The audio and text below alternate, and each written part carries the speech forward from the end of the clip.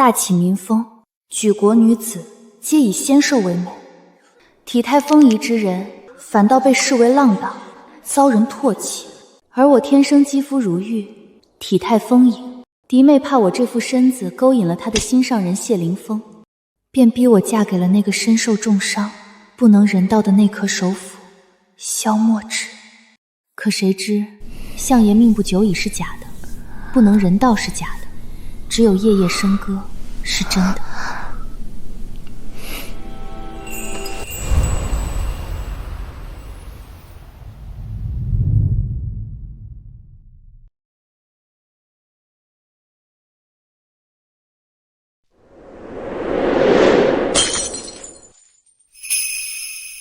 爹，我不嫁。那个萧首府受了重伤，昏迷不醒，现在嫁过去就是陪葬。你们真的忍心把我往火坑里推吗？婉儿别胡说，萧大人是去北境替朝廷谈盟约的，好不容易成了，回来路上遭了埋伏才受的重伤。皇上感念他功在社稷，才赐婚沈家，这是皇恩浩荡，咱们不能抗旨。他立他的功，凭什么要我去守活寡？我不管，反正我死都不嫁这个残废。够了，圣旨已下，由不得你任性胡闹，不嫁也得嫁。爹，女儿早已心有所属，我早已是谢哥哥的人了。你说什么？你可知谢林峰是我给你姐姐选的未婚夫？怎么会？与我定下婚约，许诺此生不负我的谢凌风，竟和我的嫡妹走到了一起。我守了数年的婚约，竟是一场彻头彻尾的背叛与笑话。那又如何？反正我和谢哥哥已经私定终身了，我这辈子生是他的人，死是他的鬼。畜生！你这是要害死沈家呀！皇上赐婚，你弄出这种事，要是传出去，咱们全家都得砍头。那你们逼我嫁过去，我也是死，横竖都是死，我宁愿死在谢哥哥怀里。娘，您快帮帮女儿！你也知道谢哥哥有多优秀，爹爹门下这么多门生，唯有他最有状元之才，只是现下官职低微罢了，再过几年必定平步青云。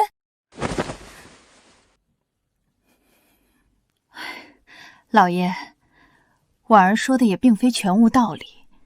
那相爷权倾朝野是不假，可现在他身受重伤，命不久矣。婉儿嫁过去，怕是早早守寡，还不如嫁给谢凌风。虽是寒门出身，可年纪轻轻就是六品儒林郎，前途无量啊！你以为我没想过吗？现在是圣旨已下，点名要咱们沈家嫡女嫁入相府，若是没人复婚，便是公然抗旨，这个罪沈家担得了吗？爹娘，我有办法。什么办法？哼，让他替我嫁。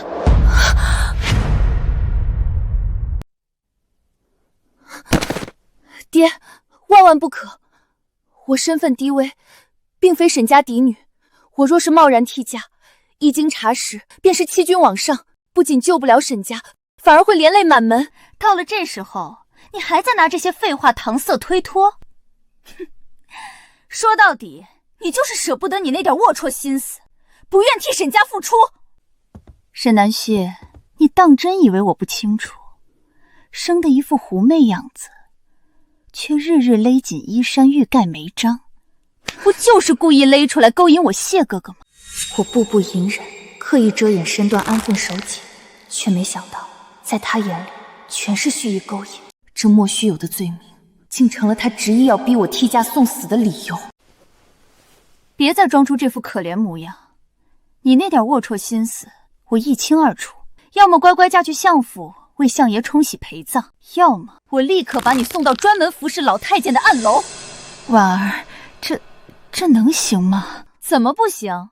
到时候对外统一说辞，就说她是我一胎同生的姐姐，只是自幼体弱多病，寄养在别院静养，如今身子痊愈，方才接回府中，由她预约嫁入相府便是。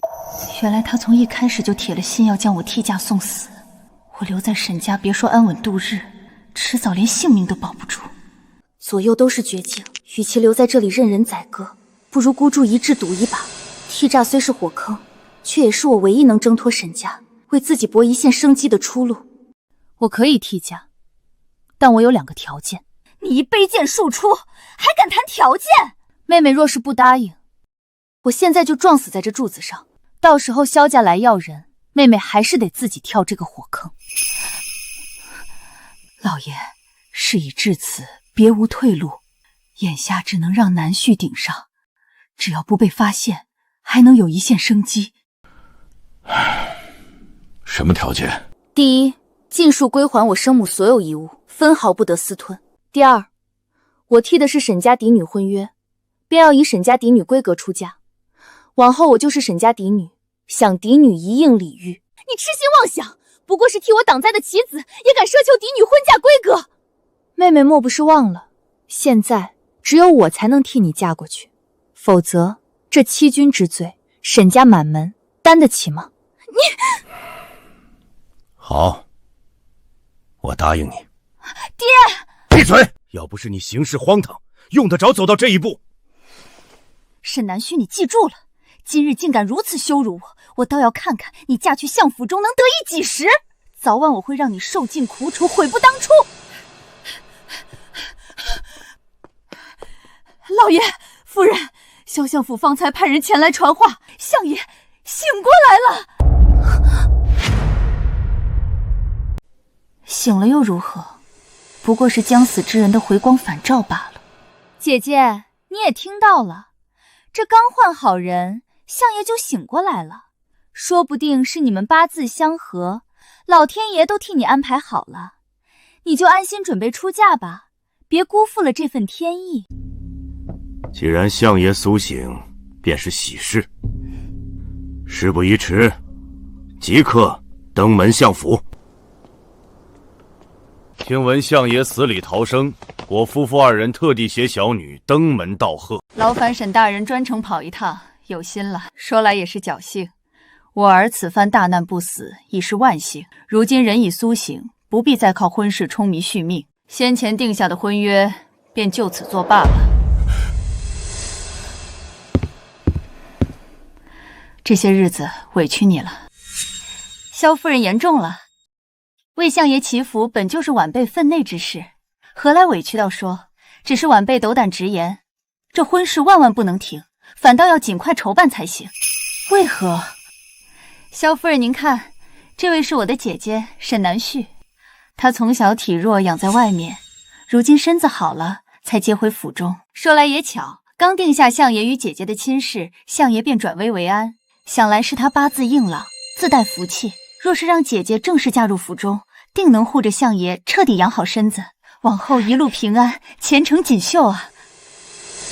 这……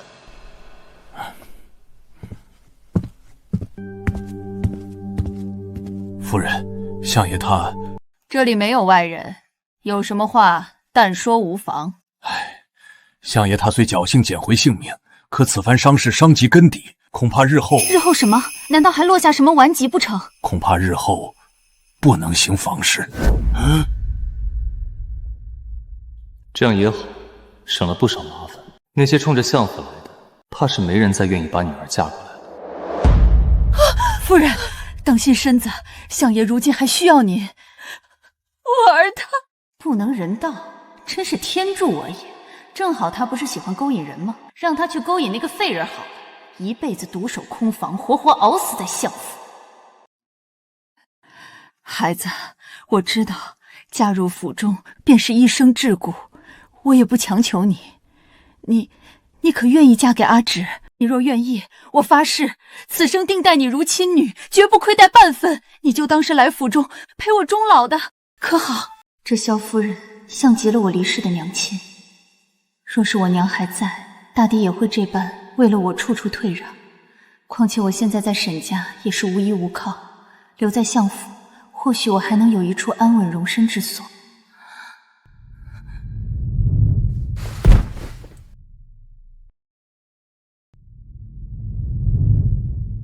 萧夫人，我愿嫁相爷为妻，往后余生侍奉您终老，绝不毁约。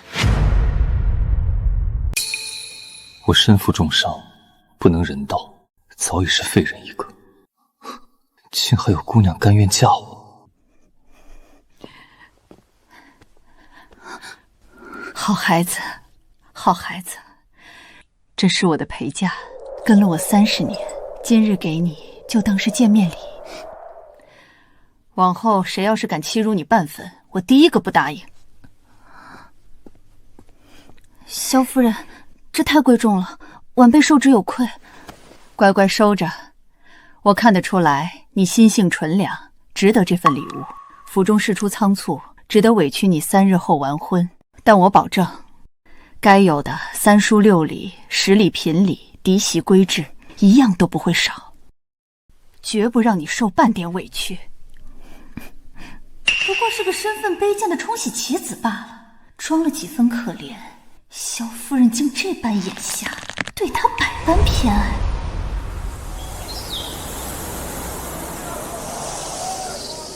你这次御府的事，我让人查了，对方手脚很干净，现场什么痕迹都没有留下。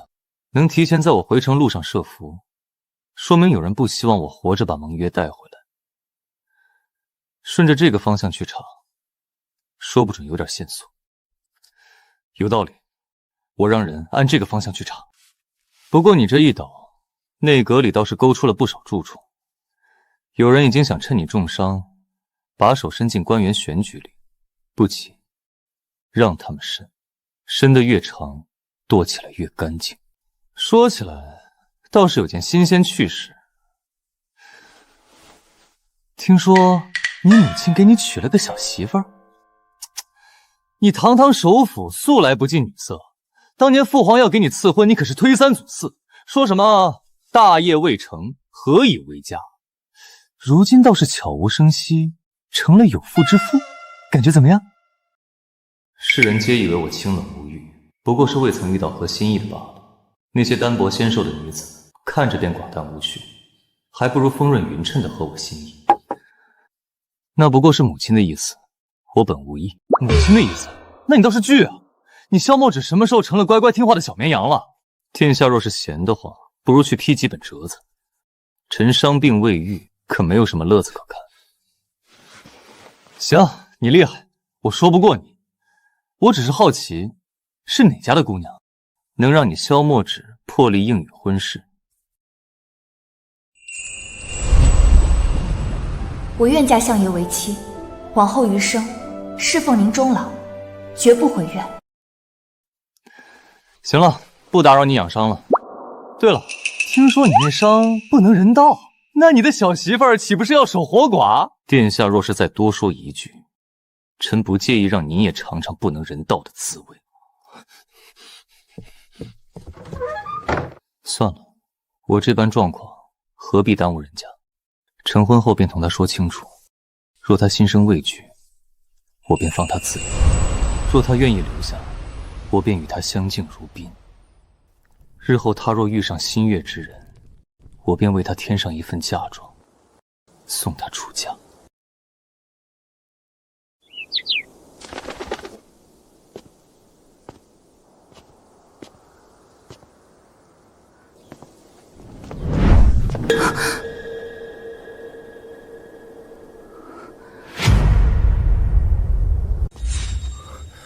阿旭，你知不知道萧墨枳活不了几天了？你为什么还要执意嫁过去？我的事，不劳谢公子费心。阿旭，我知晓你心里有气，是沈婉容借家族势力逼我就范，我实属无奈，才被迫与他绑定婚约。可我心里真正念着的人，从来都是你。阿旭，等我站稳脚跟，我就会购置一处宅院，将你安置。况且萧墨枳不能人道，你嫁过去，岂不是可惜了你这身子？跟着我，至少能得我真心疼爱。听谢公子这番话，是想让我做你的外室？若非婉容手握沈家权势，我绝不会委屈你藏于暗处。等我权位稳固，日后定会给你名分。谢公子未免也太看得起自己了，让我放着明媒正娶的相府正妻不做，去做你不见天日的外室。谢凌风，你贪图沈家权势前程，舍不得沈婉容的家世助力，又想霸占我，贪我温存，这般两全其美的好事，凭什么落到你头上？沈南旭，你以为嫁入萧相府就能彻底摆脱我？萧墨之本就是垂死废物，等他一死，你孤立无援，到头来还不是成为我的人？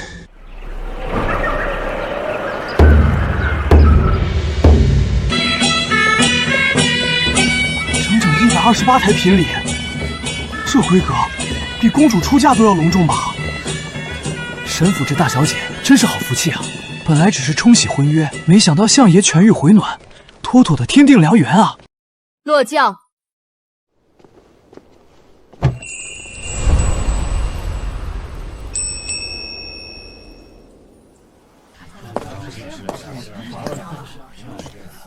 穿的再好又怎样？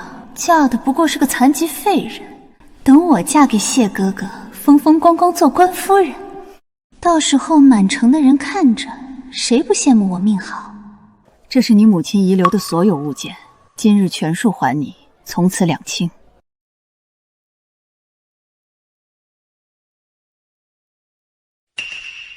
沈南旭，今日我成全你嫡女闺阁出嫁，但你最好牢牢记住自己的身份，去了相府，好好守着你的废人相爷，别惦记不该惦记的人，否则我能让你风光出嫁，也能让你神不知鬼不觉的消失。你听明白了吗？妹妹大可放心，谢公子这般人，我早已看不上。今日我便真心祝福二位早日修成正果，也请妹妹管好自己，莫要来自寻麻烦。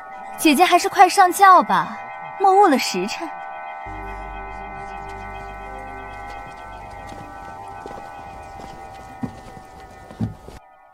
起轿！总算把这个祸害送走了，往后谢哥哥眼里只会有我一人了。谢哥哥，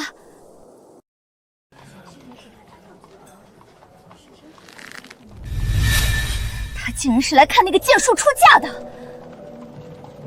婉容，最近风大，回府吧。沈南旭，你个贱人，都嫁人了，竟还要勾引我谢哥哥！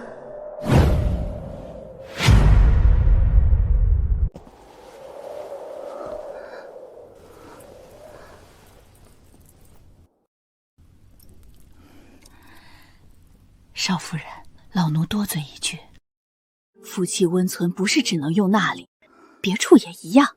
您留个心眼儿，说不定也能留住相爷的心。这个您收好，慢慢看。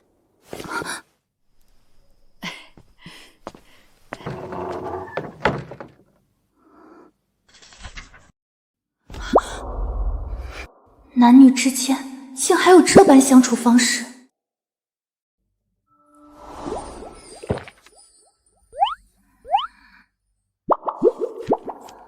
沈小姐，我没想偷看。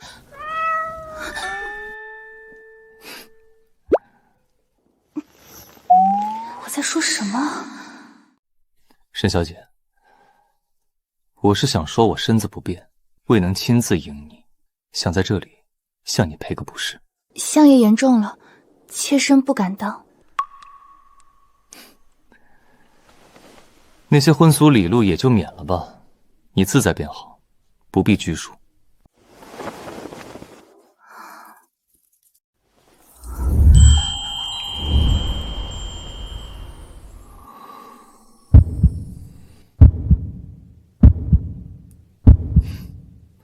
我本无意娶妻，让你嫁进来，是委屈你了。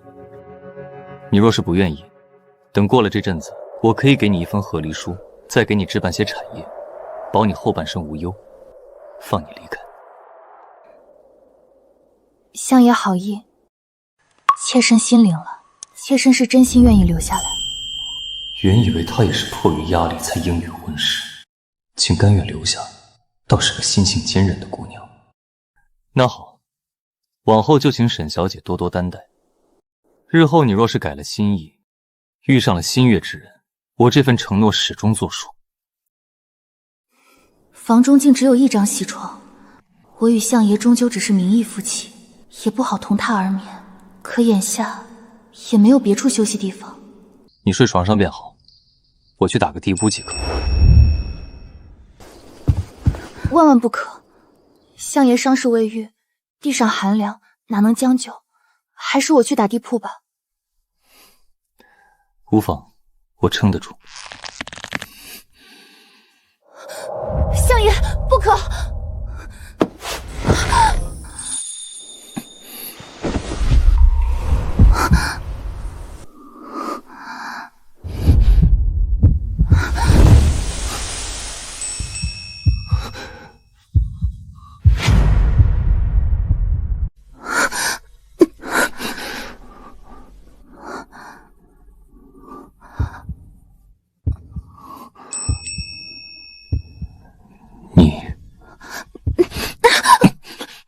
相爷，别动，你头发缠住了。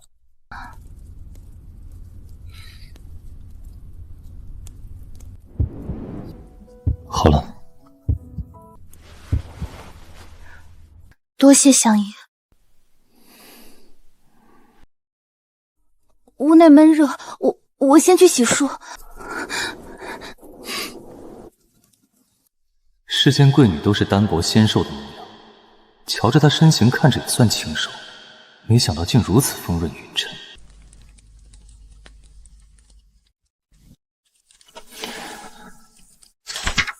这丫头胆子倒不小，藏着这东西，莫非是心中也有些许期许？日后她若是有需求，我身为她的夫君，未尝不是不可以学着满足她。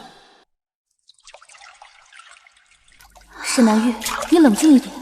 她是威名在外的内阁首辅，而你只是冲喜的女子，别心生杂念，乱了分寸。那脉搏好像不对。阿旭，你生来命苦，无人庇佑。娘亲教你认草药、辨脉象，不求你行医救人，只求你日后身在泥潭，能自保安生，不受人拿捏。你要记住，医者行医，首重望闻问切。单纯外伤重病，脉象只会虚浮无根，细细分辨，便能看出判断对方伤势。娘亲，我一定会好好活下去，不辜负你教我的本事。母亲说，重病之人脉象虚浮无根，可相爷明明看着体虚孱弱，脉象却沉实有力，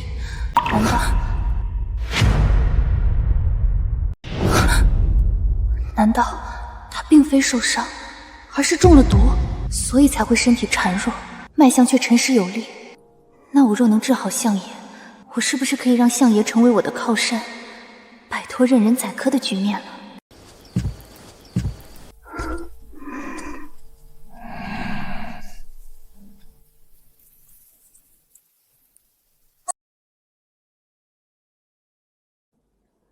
在沈府，人们常说，女人生的这样是浪荡不堪，就连母亲都要我遮得严严实实，想必在相府也是如此吧。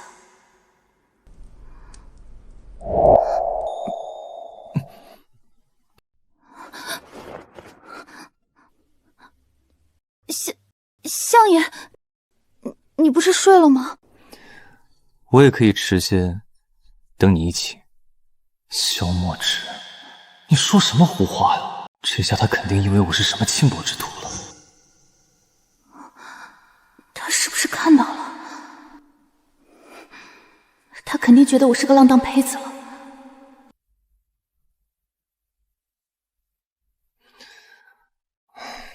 床榻尚且宽敞，委屈你暂时和我睡床榻，明日我再让人收拾偏房，可好？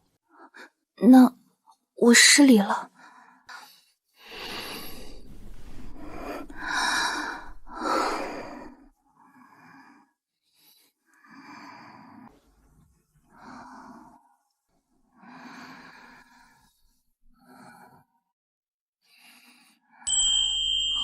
和一个男人同床共枕，怎么连半点防备之心都没有？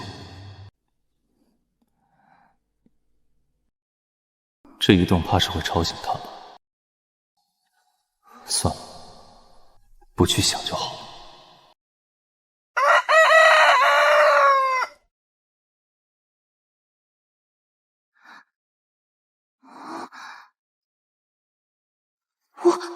我把被子全抢了。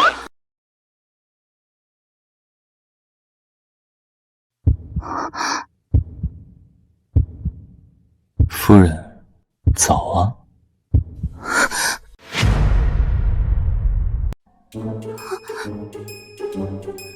完了完了，怎么全都被他看见了？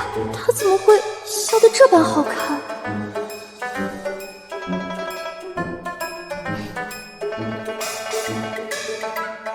夫人，枕头也分我一半可否？怎么这么可爱？少夫人，夫人在正厅等你。来了。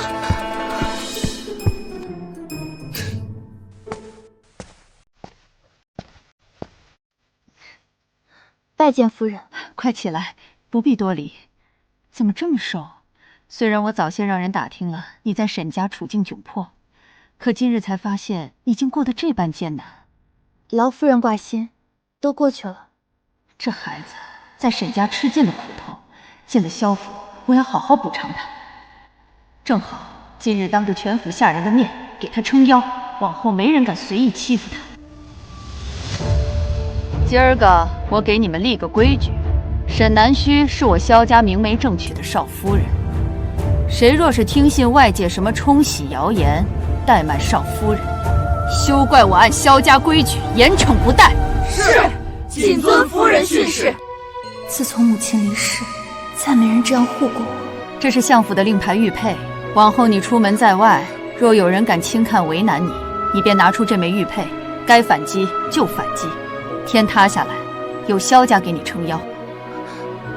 夫人，这万万不可，此物太过贵重。拿着，你是我萧家的人，出门在外就该堂堂正正，不必惧怕任何人。原以为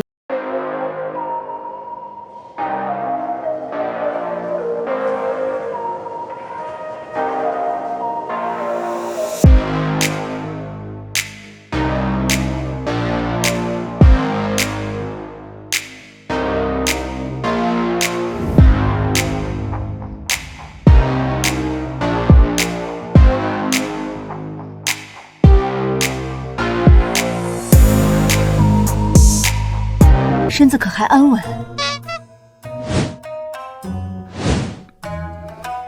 相爷睡得很安稳。那就好。你刚进门，有什么缺的，尽管跟娘说。母亲，我想求您一件事。你说。我母亲曾经教过我一些药理，相爷的伤，我想试试能不能帮忙调理，不知府上有没有药房？是我多嘴了。孩子，你有这份心，娘高兴还来不及。府上有药房，也有医书，你尽管去看，需要什么药材跟管事说。多谢母亲。对了，我给你安排了个丫鬟，叫夏竹，人机灵，有什么事儿你尽管吩咐她。夏竹，进来。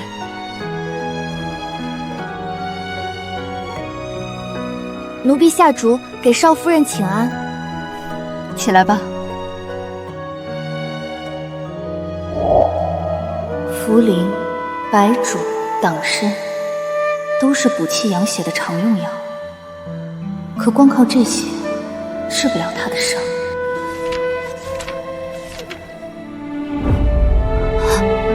这是血骨散，专治筋骨损伤，气血不通，和母亲的方子好像。少夫人，您找到方子了？找到了，这个方子对症，只要药材齐了，相爷的伤有希望。那太好了，需要什么药材？奴婢去跟管事说。不急，我先写个单子，你帮我去药房抓药。有些药材可能不够，得让人去采买。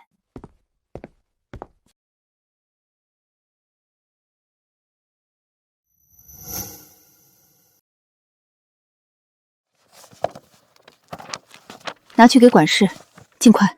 是，奴婢这就去。娘说的对，技多不压身。当年他逼我背医书的时候，我还嫌苦。如今倒好，这身本事成了我唯一的底气。小姐，萧相府那边来消息了。说，萧相府的下人传话，说沈夫人在药房翻了一上午医书，找到个什么方子，说是能治相爷的伤，已经让人去抓药了。他倒是上心，想治好萧墨枳，在萧相府站稳脚跟。小姐，那咱们……他想治，那就让他治。不过药里加点什么，就不是他能控制的了。小姐的意思是，他想救萧墨枳，我偏要让他亲手送萧墨枳上路，等他开的药把人治死了，他就是杀人凶手。到时候萧家能饶了他，他死了，谢哥哥就再也不会惦记他了。小姐，这要是被查出来……查什么查？药是他开的，方子是他的，抓药也是他的人，从头到尾跟我们有什么关系？出了事儿，那是他的药有问题，是他害死了相爷，我们什么都不知道。你听懂了吗？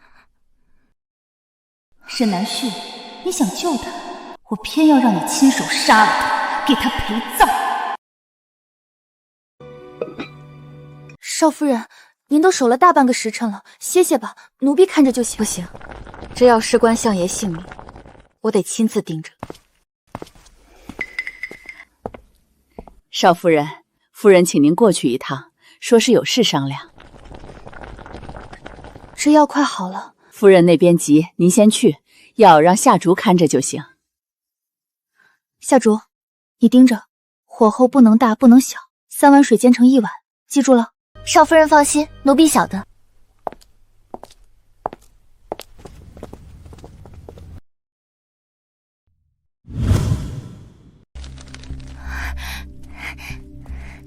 夏竹姐姐，厨房新做的点心，管事让我给你们送点尝尝。放着吧，我没空吃。姐姐，这是桂花糕，凉了就不好吃了，您先尝尝，要我看着。可是少夫人交代，就一会儿，您吃块糕的功夫，出不了事儿。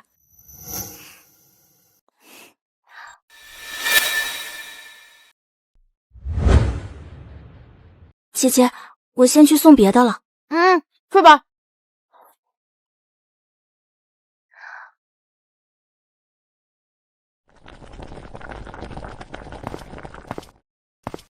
母亲没有找我啊？那刚才嬷嬷说，刚才有人来过吗？厨房的丫鬟来送过点心，待了一会儿就走了。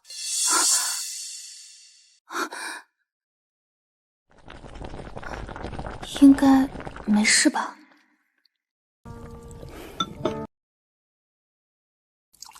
端上，去相爷房间。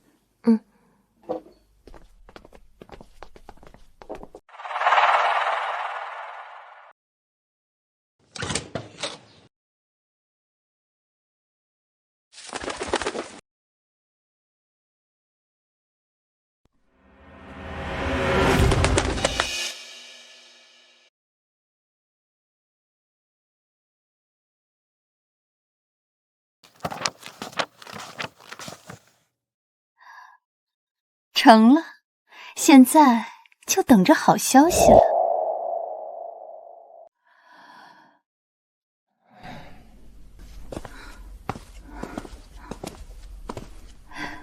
孩子，辛苦你了。阿芷身子虚，手没力气，端不稳碗。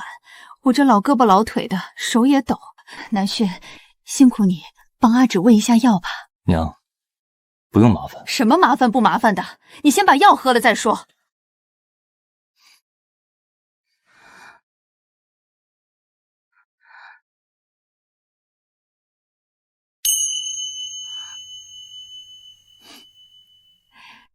瞧瞧，多般配呀！可不是，阿芷这臭小子嘴上说不麻烦，你看看他不也乖乖喝了？阿芷，相爷，阿芷，快叫太医！不对，要是我亲手熬的，方子没问题，怎么会这样？夏竹，刚才那个送点心的丫鬟，你认识吗？不认识，她说厨房的。有人动了手脚，可为什么？到底是谁要害相爷？沈南旭，阿芷她要是有什么3长2短，我饶不了你！母亲，药没有问题，是有人趁我不在。够了，来人，把他关到柴房去，等阿芝醒了再处置。母亲，我真的没有。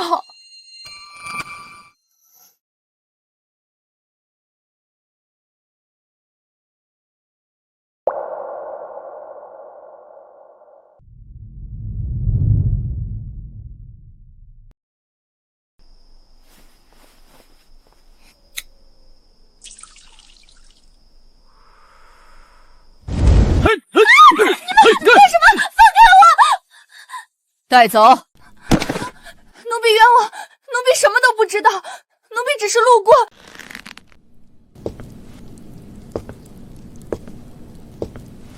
路过？深更半夜路过柴房？不可能，不可能！你明明是被关起来了。你以为那碗药真的端到相爷面前了？不对，颜色虽然正常。但气味不对，有一丝淡淡的酸苦，不是这方子该有的味道。下主，去，悄悄跟着那个丫鬟，看她去哪儿，见谁，然后去找母亲，告诉她有人可能在药里动了手脚，让母亲的人重新按方子熬一碗，亲自盯着。想害相爷，我倒要看看是谁这么大胆。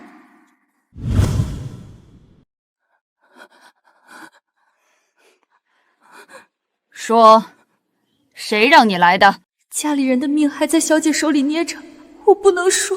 没人指使我，是我自己。相爷从前罚过我，我怀恨在心，就想报复他。你一个厨房的丫鬟，哪来的毒药？我攒了好久的银子，从外面买的。好一个刁奴！来人，给我拉下去，重打30大板，再送去官府。30大板，送去官府。横竖都是死。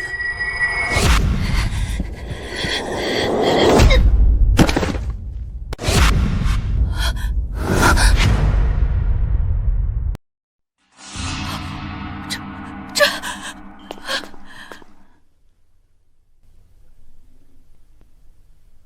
夫人，没气了。沈是沈家的人。难道是沈婉容？可他怎么敢对相爷下手？把人拖下去，收拾干净。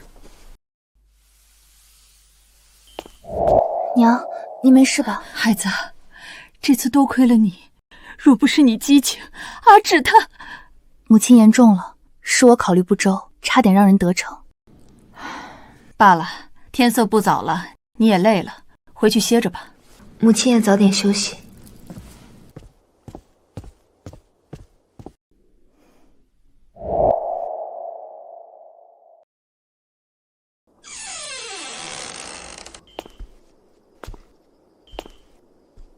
相爷，对不住了。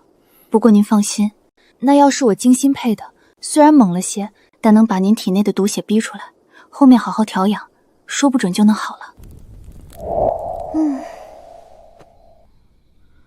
折腾了一天，浑身都馊了，再去净室跑一趟，腿都要断了。反正你也昏迷着，看不见。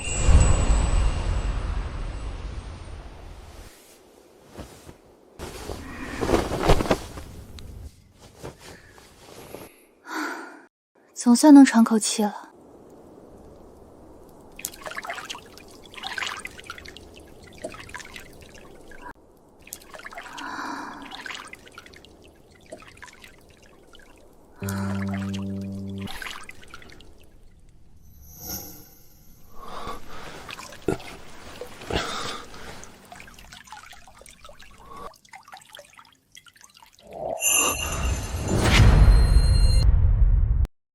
那个丫鬟是沈家的人，可沈婉容她为什么要对相爷下手？若只是因为谢凌风，我如今已经嫁出来了，也不会碍着他了，何必冒这么大风险？除非背后还有谢凌风的手脚，相爷死了，我就是冲洗不成的克夫命。到时候我要是想要活命，只能去找他。谢凌风，你真是好算计啊！看来我必须回沈府一趟。谁？这大半夜的，不会是贼人吧？完了，相相爷还昏迷着。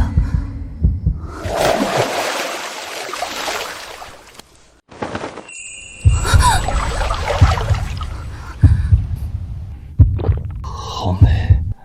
相爷，你不是昏迷吗？刚醒。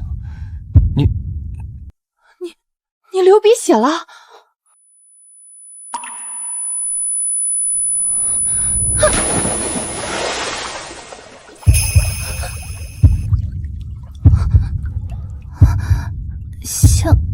相爷，抱歉，我有些使不起力。什么东西？好硬。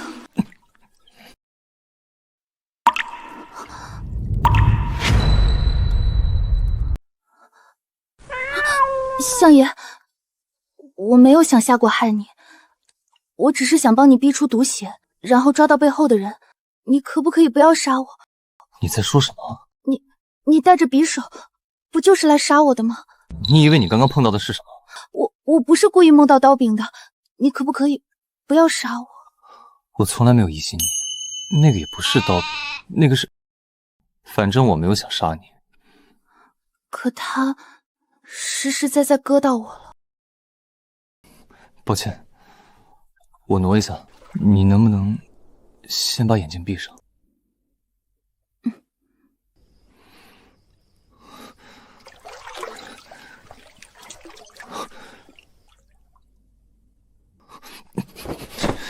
把衣服拢好，带着个别动，我去叫人送医。他逃得这般急切，原来是看见我的身子过于浪荡，让他心生厌弃，才一刻都不想多待。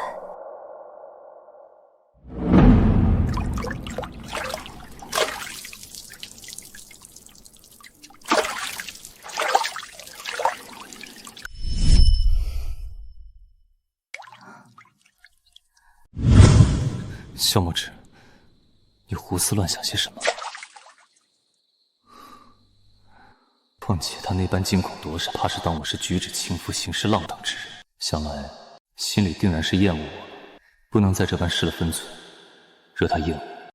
明日便搬去书房避险，与他保持距离，免得越发厌烦我。相爷这是做什么？早前便说好要分开居所，我搬去书房，你也方便许多。相爷这般急着搬走，是厌弃我到连住在同一个院子都难以忍受了。不是说好是收拾偏房的吗？近来朝堂冗事繁杂，搬去书房，行事方便。明知道会是这个结果，为何还是内心酸涩？那相爷先把药喝完再收拾吧，哪怕他有意疏远，我亲手熬药照料他身子，或许总能缓和几分隔阂。往后这些琐事交给下人便可，不必你亲自跑来送。我亲手做也是一样的。不一样。以后药材让夏竹送来就够。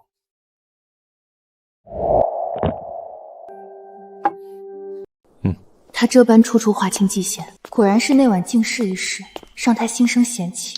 我一而再主动凑上前，不过是自取其辱。也罢，是我太过痴心妄想，总想着依附他人，盼着他护我周全。与其将命运系在别人身上，不如我为自己谋出一条后路。日后不管境遇如何，至少我都不必再看他人脸色。少夫人，夫人请您过去一趟。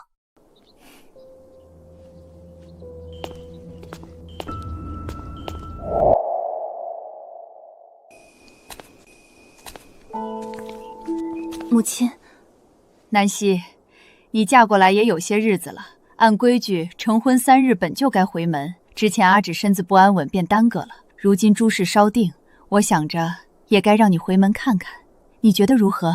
回门倒是个好由头。那日下毒的事，我还未曾当面与沈婉明算清楚。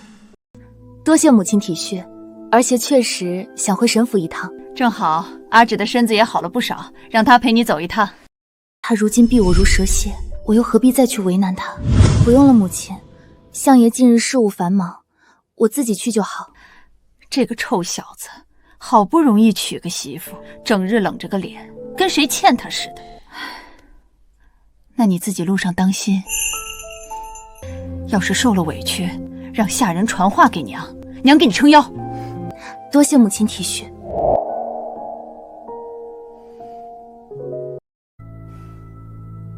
那臭小子跟他爹一样，权谋算计的本事学了一身，哄媳妇儿倒是一点没学会。去，给臭小子说，他媳妇儿要是回沈府受委屈了，看我回头怎么收拾他。是，老奴这就去告诉相爷。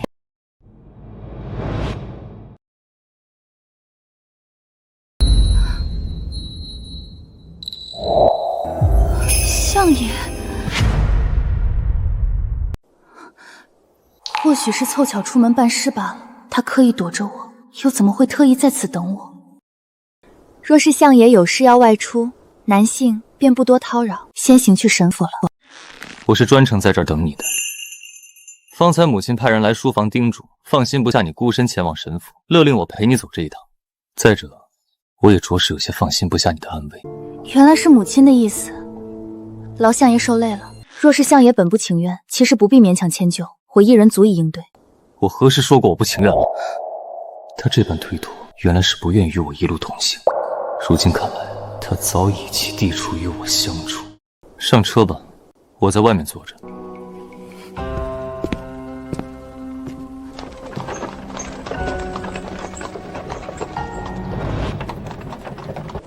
相爷，太子急召，你留下全程随行，贴身护好少夫人，寸步不离。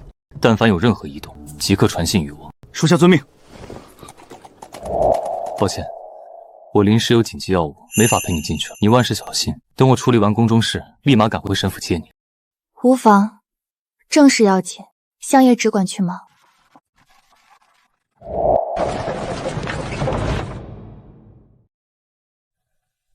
算算日子，那药也该起效了。萧墨纸那个废人，本就只剩半口气，这一剂下去，怕是连今晚都撑不过去。看来过不了多久，我的一桩心病也算彻底了结。小姐，不好了，沈夫人来了！你说什么？你说什么？不可能，绝对不可能！药明明下在了他亲手熬的汤药里，他怎么可能安然无恙的来沈府？不行，他不能见我。是，你现在出去，就说我身体抱恙，卧病在床，今日不便见客，让他立刻回去。妹妹刻意避而不见，是心虚不敢见我，还是笃定我今日必死无疑？南旭，你这说的是什么话？我不过是近日身子不适，打算静养休息，何来心虚一说？许久未见，你今日怎么突然登门过来了？我今日前来，可是专程来和妹妹算一算旧账。什么旧账？我听不懂你的意思。你们都守在外头，没我的吩咐，谁也不准进来。怎么，妹妹舍不得他们离开？既然妹妹不介意，那我便把下药。都滚出去候着！是。妹妹不是听不懂吗？怎么反应这么大？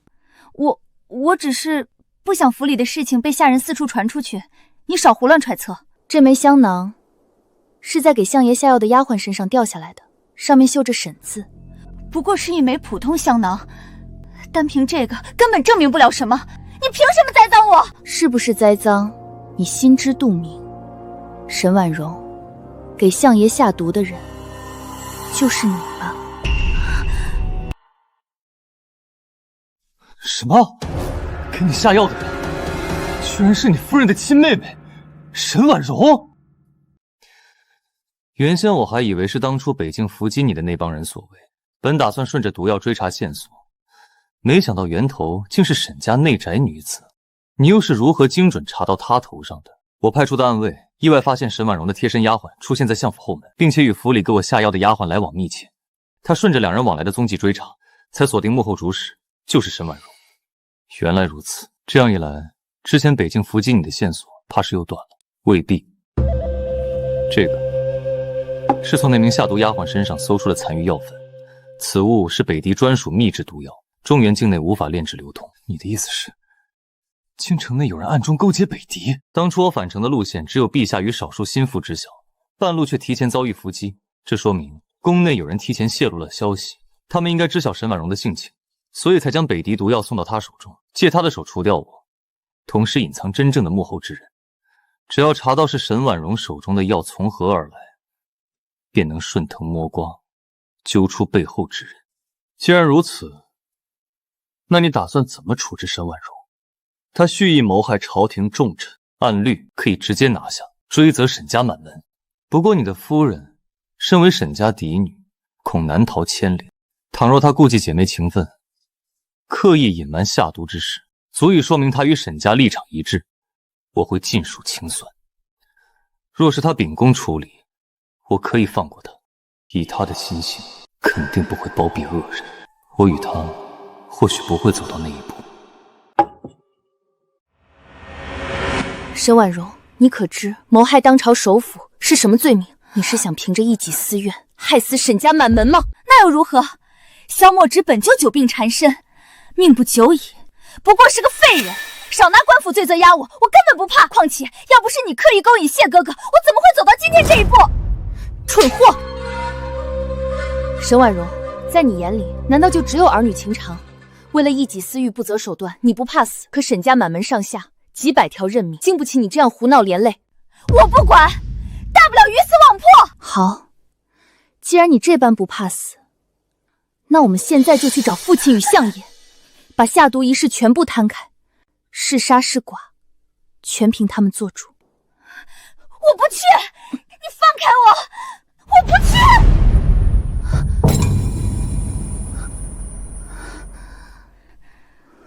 既然你非要逼我，那我就毁了这证据。没了荷包，我看你还怎么定我的罪。你以为毁了荷包，我就没有其他证据了？你可知，替你行事的丫鬟早已被我拿下，人证物证俱全。你以为你逃得掉吗？只要我一声令下，即刻有人会将人证上交官府，届时全京城都会知晓你沈婉容心肠歹毒，为痴念肆意害人，而你苦心在谢凌风面前经营多年的温婉人设彻底崩塌，此生与他再无半分可能。姐姐，我错了，我真的知道错了，我求求你，不要告诉谢哥哥，你放过我这一次，好不好？这一步走出去，便没有回头路了。今日若是轻易放过他，以他偏执的性情，日后只会更加肆无忌惮。现在知道怕了，方才说鱼死网破的底气去哪儿了？我不敢了，姐姐，我真的不敢了，求你高抬贵手，不要把这件事捅出去，我不能被扣上谋害命官的罪名。他性子偏执冲动，口头警告对他毫无用处。既然他能用银钱买通下人，收买毒药，那便断了他的财源。没有钱，他就没人可用了，也就翻不出什么风浪了。我可以瞒着父亲，把这件事彻底压下来。我要你把城西那间绸缎铺过户到我名下。你休想！那是我盈利最好的铺面，我绝不可能给你。选择权在你，要么把店铺交给我，往后安分守己，我闭口不提下毒之事；要么我拿着证据面见父亲，以父亲的性子，绝不会容你肆意闯祸，连累家族。届时你会被终生囚禁家庙，一辈子再无机会靠近谢凌风。一旦交出铺面，我就再也没有钱财暗中打压沈南旭了。可我若是不答应，下毒之事败露，父亲绝不会轻饶我，我定会被送去家庙做尼姑，这辈子就再无和谢哥哥相守的机会了。行，我绝不能失去谢哥哥。好，我答应你。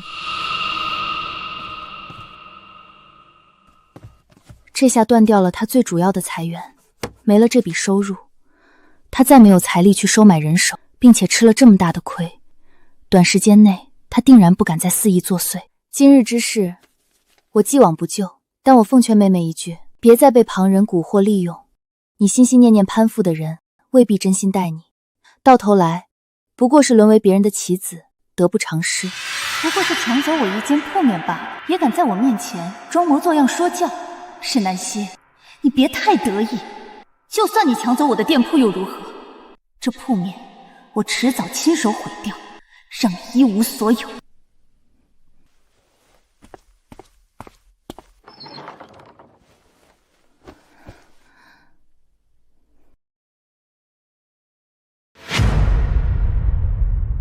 沈大小姐，今日回沈府怎的来去匆匆？可是在沈府之内受了委屈？不劳谢大人挂心，府上行好，只是道不同人不合，没必要多做停留。阿迅，萧墨只常年伤病缠身，连自身诸事都难以打理，让你何必死守着这废人？你若愿意依从于我，我自有办法压下婉容的心思。跟着我可远比守着一个无用的废人过得体面安稳。萧墨只伤病缠身，本就是出使外邦谈判之时遭人埋伏刺杀落下的病根，旁人凭什么随意非议他无能废弱？旁人眼界狭隘，不懂分辨也就罢了，我心里清清楚楚，相爷身体孱弱是为国效力所致，他以一己之力谈判议和，才有如今朝野太平。我倒是想问谢大人，你如今身居高位，想盛世安稳，皆是他拼死换来，你有什么资格在背后讲他是非？虚名再耀眼又有何用？他早已不复当年锋芒，一身伤病缠身，连自身安稳都难保全。这偌大的相府不过是一座日渐颓败的空壳。阿旭，他给不了你依靠，唯有我真心护你。谢大人，此言慎重，我夫君品行端正，行事坦荡，这般男子才是我真心心悦之人。谢大人，我劝你往后莫要再肆意抹黑相爷，也莫要再来纠缠骚扰我。若是被他知晓你今日这些龌龊言行，你辛苦半生换来的仕途前程，还保得住吗？你宁愿守着一个废人，也不肯做我的人。此生，我夫为萧墨只一人。好得很，我百般包容，给你旁人求不来的退路，你却次次不识好歹，执意与我为敌。既然软言相劝无用，那就别怪我不留情面。我的夫人，何时轮得到谢大人随意欺凌？真当我萧墨之死了不成？相爷，你怎么来了？处理完事情便过来接你。可有哪里受伤？我无事。谢大人，你当众出言辱我，我夫人不过替我辩驳几句，你便恼羞成怒。若非我及时赶到，谢大人岂不是还想仗势动手打我夫人？他这是刻意遮掩谢凌风纠缠于我，把整件事归为针对他的事端。他这样做是怕传出闲言碎语，污了我的清白吗？不过几句闲话，相爷何须小题大做？闲话，私下非议同僚本就不合规矩，迁怒弱女子意图动手，更是失仪越矩。你若是不肯今日当众向他赔罪，我即刻带人入宫面圣，看你寻衅滋事，品行不端，看你往后在朝堂如何立足。方才是我失言唐突，还望沈小姐。是萧某的夫人。沈夫人，方才是我失礼冒犯，在下向你赔罪。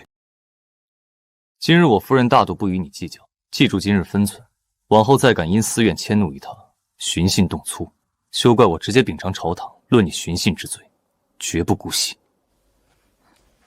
我们回家。萧墨之，今日之辱我记下了，迟早有一天，我要你跪在我面前求饶。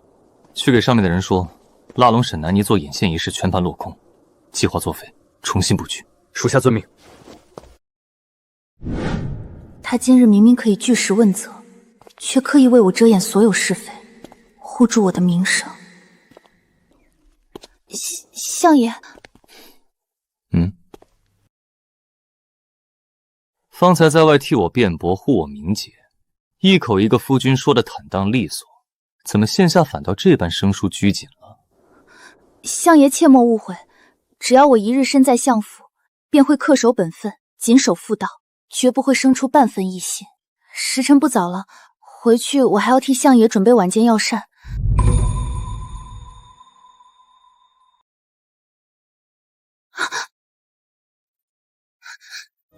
什么叫身在萧相府一日？听你的意思，难不成你一直在掐算时日从相府离开？我没有这个意思，相爷，你攥得太用力，你也疼我了。方才你当着谢凌风说的那些话，句句都是真心话。相爷指的是哪一句？你当众言道心悦我，此话当真？我那是发自内心敬重相爷。您当年出使外邦定盟止战，换得四海安宁，世间任何人都会敬佩心悦像您这样的人。原来仅仅只是敬佩而已。抱歉，是我唐突了。天色不早，我先上车回府了。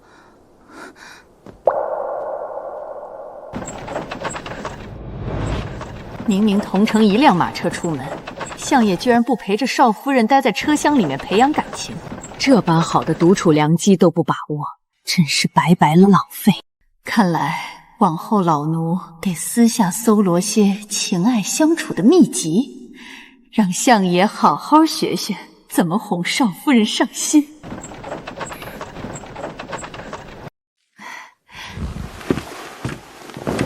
到府了，下车吧。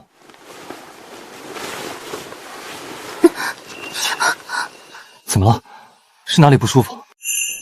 没什么，许是坐车久坐，腿脚发麻，脚下不稳罢了。当真没事？小事一桩，不必放在心上，我自行歇息片刻便好。相爷，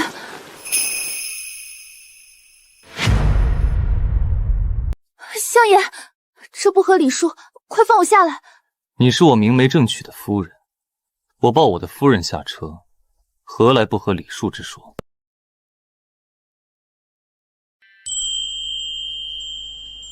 相爷这是彻底上心了，总算愿意主动亲近少夫人，看来二人好事将近。老奴就不打扰相爷照料夫人了，先行退下了。得赶紧去禀报夫人这个好消息，好好撮合二人，早日让夫人和相爷修成正果。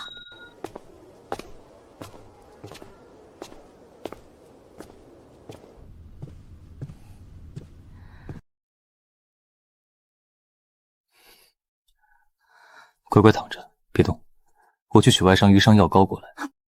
不必麻烦相爷，真的不用，我歇息就。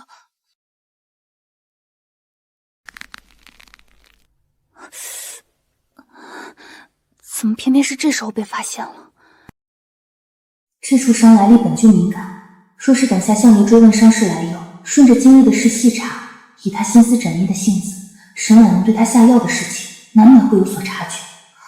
不行，我还是先自行查看处理，等下随便找个说辞推脱过去，免得被他深究专问，节外生枝。不知道你伤在何处？外伤内伤的药我全都取来了，看看哪一种合用。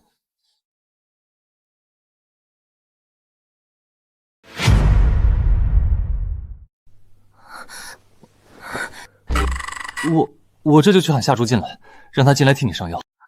等等，不必喊他过来。为何？夏竹是母亲的丫鬟，若是她过来瞧见我的伤势，转头必定会回禀老夫人。一点皮肉磕碰罢了，我不想惹母亲挂心担忧。再者，这伤本就不算严重，我可以自己涂药。把药给我吧。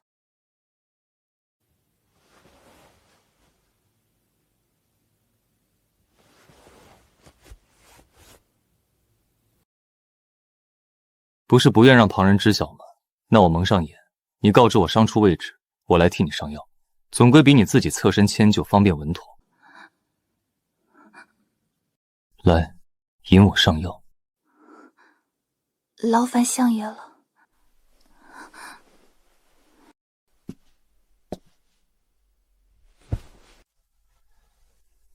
白色的是治磕碰瘀摧，绿色是治有破皮伤口的。你对症选药。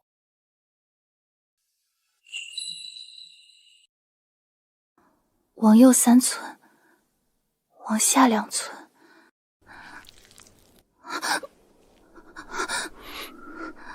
弄疼你了？没有。这块淤血发硬，需要揉开散血，会有些疼，你忍着先。轻点儿，香神再轻一点。阿芷今日在府门口当众抱着南须回殿，回夫人千真万确。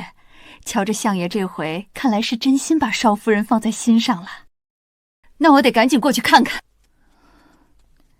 轻点儿。相爷再轻一点。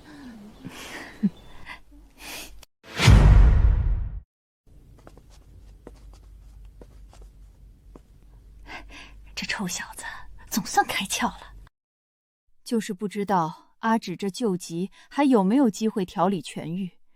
若是他身子能彻底好转，或许还能盼着府内多个小孙子。老夫人切莫心急，相爷当初九死一生捡回一条性命，能平安活着就已是天大的幸事。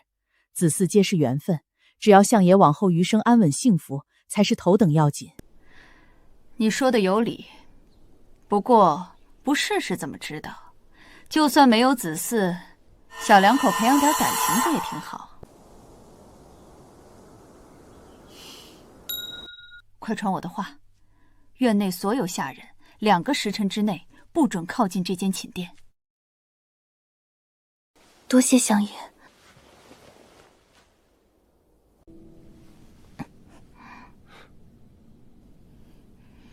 你好好歇着，我还有公务待处理。相爷，我有个事情想请教一下你。有什么想说的，尽管开口。近日听闻一件烦心事，倘若身边亲近之人藏了天大的要紧事，刻意瞒着另一方，相爷会如何处置？分人分事。那若是本就不算亲近，隐瞒的还是触犯律法、干系重大的错事呢？触碰底线的欺瞒，必然要付出相应代价。怎么反应这般大？莫不是身上哪里还疼，还是揣着什么忧心的事？南雪，若是你现在坦白，说出全部事情，我可以既往不咎，不牵连沈家上下，只首发当事之。没有，只是腰忽然疼了一下罢了。果然，他还是选择隐瞒。既然无事，便好生休养。南雨，只要你开口叫住我，我依旧可以宽宥沈家。只要你信我。他这般信任善待我，我却对害他性命的真凶闭口不提。若是日后真相败露，我又该怎么面对他？怎么面对待我如妻女的夫人？可一旦说出，沈家几百条人命都会被拖下水。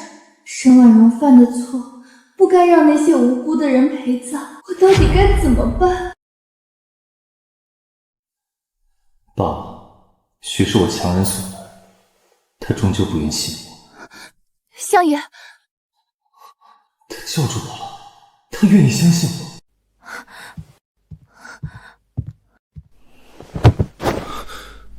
起来，好好的为何行如此大礼？此事是我有错，还请向阳容我跪下请罪。有话起身再说。我隐瞒实情，欺瞒相爷良久。之前给相爷汤药下药一事，从不是那丫鬟一人所为。真正动手谋划给您下毒的人，是我嫡妹沈婉容。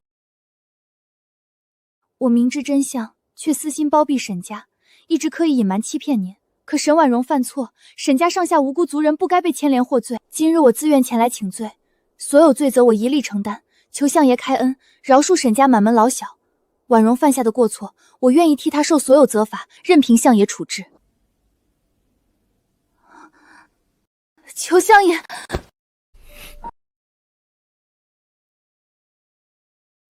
所以你隐瞒这么久，就只是觉得我会迁怒沈家？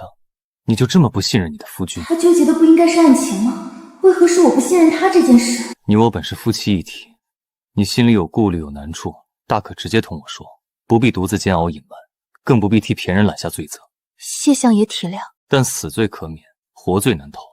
沈婉容蓄意谋害朝廷重臣，我可以不追究沈家宗族罪责，但他必须交代清楚，从何处得来毒药材。至于你，罚你每日到我书房替我磨墨1个月，往后遇事不准再对我有所隐瞒，可听明白了？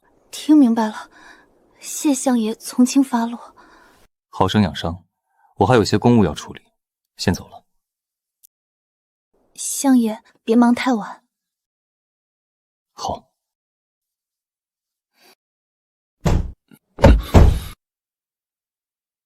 怎么了？推不开吗？难道房门被锁住了？会是谁锁了店门？不用想，多半是母亲。林嬷嬷素来向着她，方才府门口之事，定然已经传到母亲耳中。母亲怎么会？那相爷不是还有急事要处理吗？这房门打不开，我记得屋内后侧有窗户，不然相爷从窗户离开。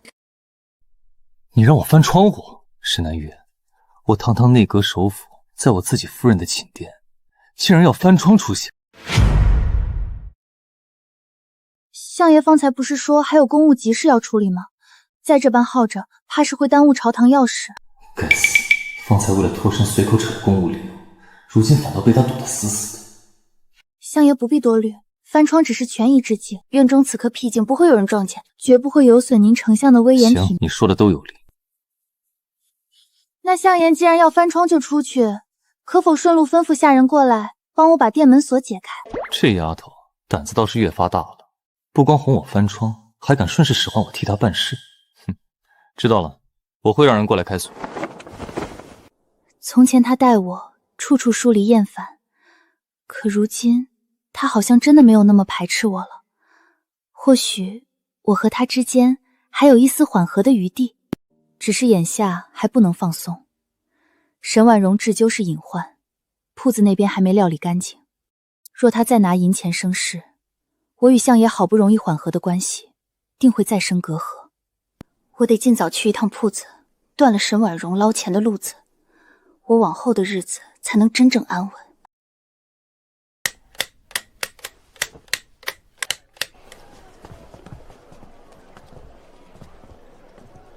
姑娘今日过来是想买些布料衣裳。我今日来是要告知，这间铺子如今的东家是我，把近3月所有账本尽数取来，我要亲自核查。原来是新东家呀，只是铺面流水繁杂，旧账混乱，一时半会儿根本核对不清。不如照旧由我们打理，姑娘只坐等分红便可，免得费心劳神。仗着是老人，才想着轻易糊弄我。若是从前的我早已真会被这番说辞哄住。账目混乱便逐笔清查，手下不从便尽数更替。我既然盘下这间铺子，便是全权主子，轮不到别人替我做主。下逐，取出对接底册，今日当众对账，但凡账目对不上，库存说不清，即刻换人。属下知错，一切听东家安排。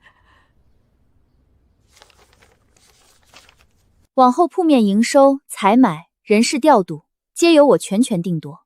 每月月底账本必须准时送至我手中核查，不得拖延瞒报。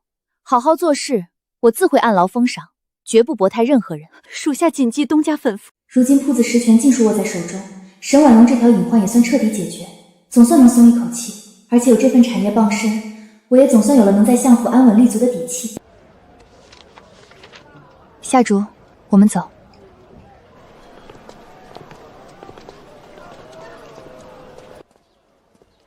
你们听说了吗？镇国相爷新娶的那位夫人，根本就不是什么清白良家。我早听闻了，他先前举止轻浮，经常私下纠缠谢大人，两人怕是早就有染了。难怪听说相爷近来与他分房疏离，想来就是那沈氏行事不端。怎么会？那日相爷明明帮我护住了名声，为何现在还传出这般颠倒黑白的谣言？不止呢，听说那沈氏胸大如瓜，在府里走路都得2个丫鬟一左一右架着，说不准啊，就是靠着那儿去勾引的谢大人呢。夫人，你这是怎么了？瞧着这贱丫头，胸长得这么招摇，一看就不是什么安分东西。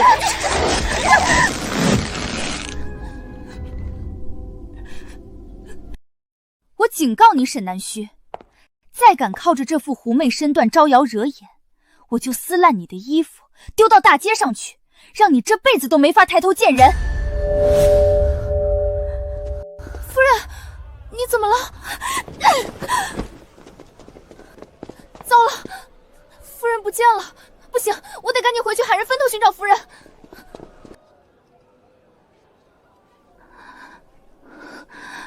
不是这样的，我根本不是他们口中那般不堪，为什么总拿这个羞辱我？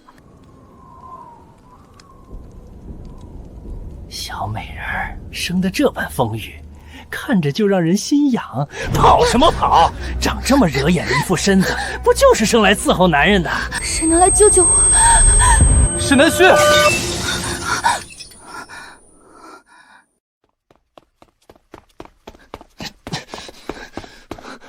沈南轩，我终于找到你了。没事了，没事了，我来了，一切有我。相爷，你怎么会寻到这里来？我听闻坊间传你的谣言，心中放心不下，便来寻你。那相爷怕是也听见那些流言了。旁人说的未必全是假话，我从前确实与谢公子有过一段纠葛，再加上我这副身形，连我自己都觉得恶心。南雨，身体发肤皆是天赐，堂堂正正，何须为此心生难堪，自我贬低？旁人嚼舌根不过是浅薄恶意，不值得你困在其中为难自己。何况，我反倒心悦你这样的。相爷，您方才说的可是真心话？自然是真心话，在我眼中，你所有模样皆是最好。从小到大，所有人都拿我的身形取笑我、羞辱我，那些画面夜夜入梦，我总觉得是自己的错，是我生的惹人才招来祸事，就连今日相中夫人随口几句闲话，都能轻易击溃我。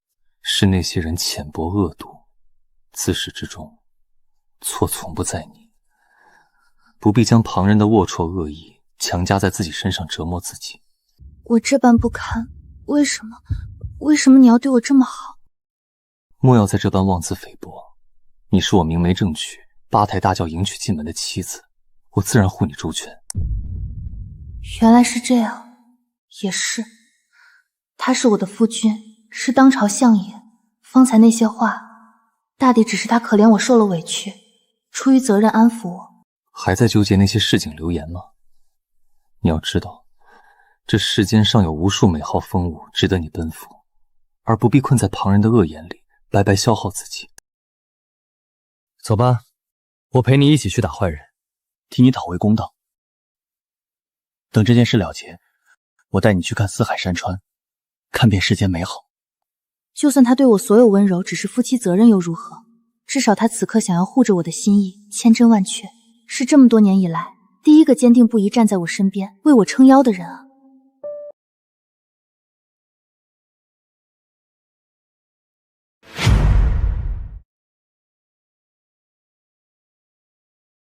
传闻果真，相爷真的常年躲在书房，不肯回正院。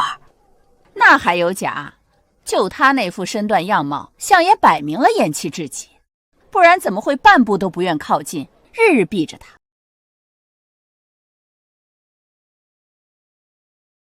竟然是因为我吗？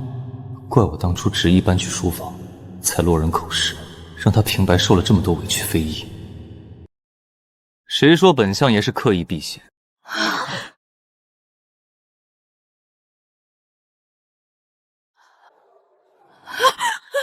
相爷，本相爷与夫人分房，从未厌弃避嫌，是日前我言语唐突，行事莽撞，惹得夫人心生不悦，她不愿见我，我自当安分守礼，静待她消气。却不成想我夫妻二人闺中琐事，竟轮到尔等市井闲人妄加揣测，恶意编排。我夫人品行端正，心性澄澈，从无半分失德之举。倒是你们捕风捉影，捏造污秽流言，肆意诋毁朝廷命妇，该当何罪？相爷饶命，我等知错了，再也不敢乱说了，求相爷开恩。你们冒犯诋毁的是我夫人，该赔罪求原谅的人是他。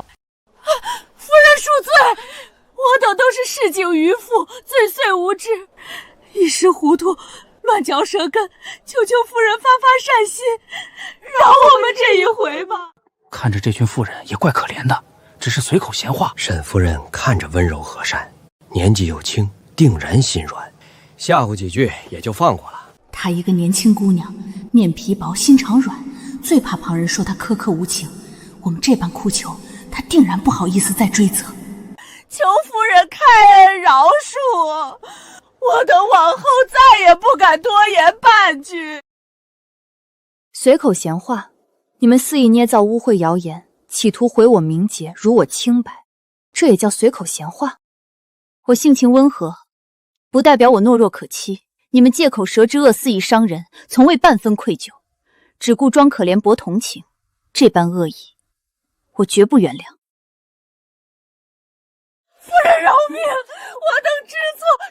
已知错了，求夫人开恩，我等再也不敢了，求夫人不让我送官。既然闲来无事喜欢道人是非，便去做些积德善事赎罪。你们即刻前往城外周棚，无偿施粥3日，以此洗刷口舌罪孽，算是从轻惩戒。相爷，施粥3日太过劳累，我等实在受不住啊！求相爷从轻发落。是啊，夫人，我们已知错，再也不敢多嘴了，何必如此折腾我们？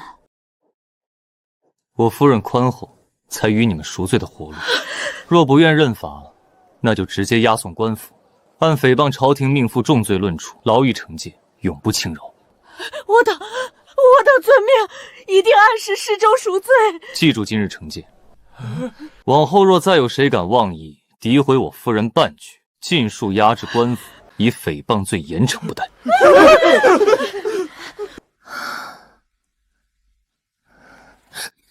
流言虚妄，不必入心。有我在，无人可伤你、辱你。方才之事，可还委屈？有相爷这句话，便不委屈了。走吧，我送你回府。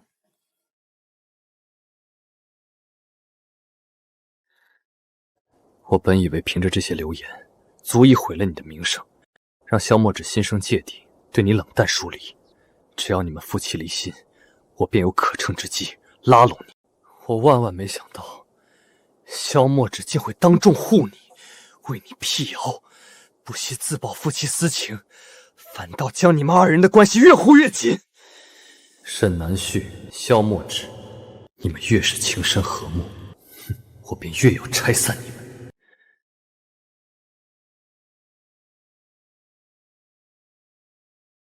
大人，计划失败，市井流言非但没能离间萧墨枳与沈南雨，反倒让2人当众同心，夫妻情分更进一层。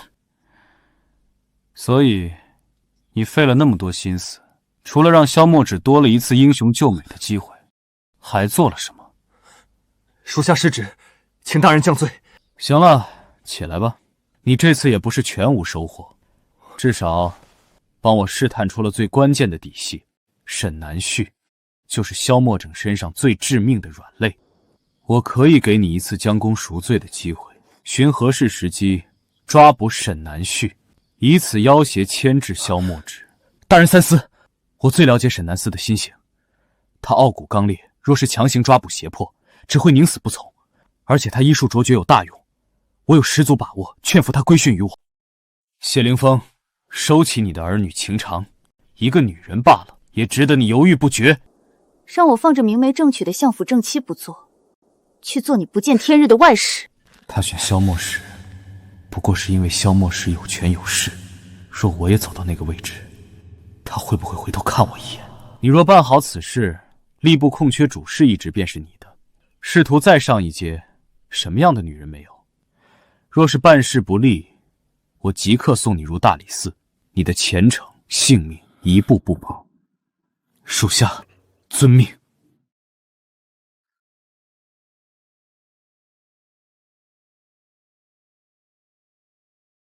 殿下，需要派人紧盯谢凌风吗？不必，他的把柄攥在我手里，必然不会违抗命令。对了，之前给沈婉容送药的人处理干净了？回殿下，已经全部处理妥当，人证物证尽数销毁。很好。后续盯紧沈婉容，他若是露出破绽，直接灭口。属下遵令。皇兄，你坐在太子之位还是太久了。既然萧墨枳是你手里最锋利的一把刀，那我就碾碎他的软肋，一步步除掉你所有心腹羽翼。这大周储君之位，迟早是我的囊中之物。母亲，南旭近日日日闷在府中，我怕他长此以往积郁成疾。正好我城郊有一处天然温泉别院，那里环境清幽僻静，我想带他出城散心，特意前来恳请母亲陪同我们一同前往。哦，我们杀伐决断、从不怜香惜玉的萧首府，如今也会为儿女私情上心，操心夫人心绪好坏了？既然这般疼惜他，你自己带他单独出城便是，何必特意拉上我这个老婆子碍事？有母亲在侧陪着，南旭不会拘谨不安。难得这冰块儿子学会处处体贴自家媳妇。行，我陪你们走一趟。正好借着这次机会，我得好好把南旭打扮一番。别院平静无人打扰，我就不信勾不住我这木头儿子的心。你明日一早在府门外等候我们便可。谢母亲成全。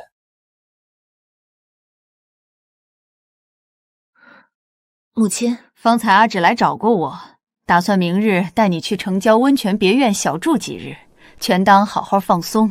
多谢相爷费心了。南旭，近日不妨同我说几句心里话。莫只性子冷硬，平日里忙于朝政，不善表达。这段时日相处下来，你心中究竟如何看待他？相爷为人正直沉稳，遇事周全，我向来敬重他。阿芷自小习惯把情绪藏在心底，不懂如何表露心意。此番出城小住，你也好好放宽心思，也多看看他不一样的一面。回头我让人送几身合适的衣裙首饰过来，女孩子家总要光鲜悦目一些。全听母亲安排。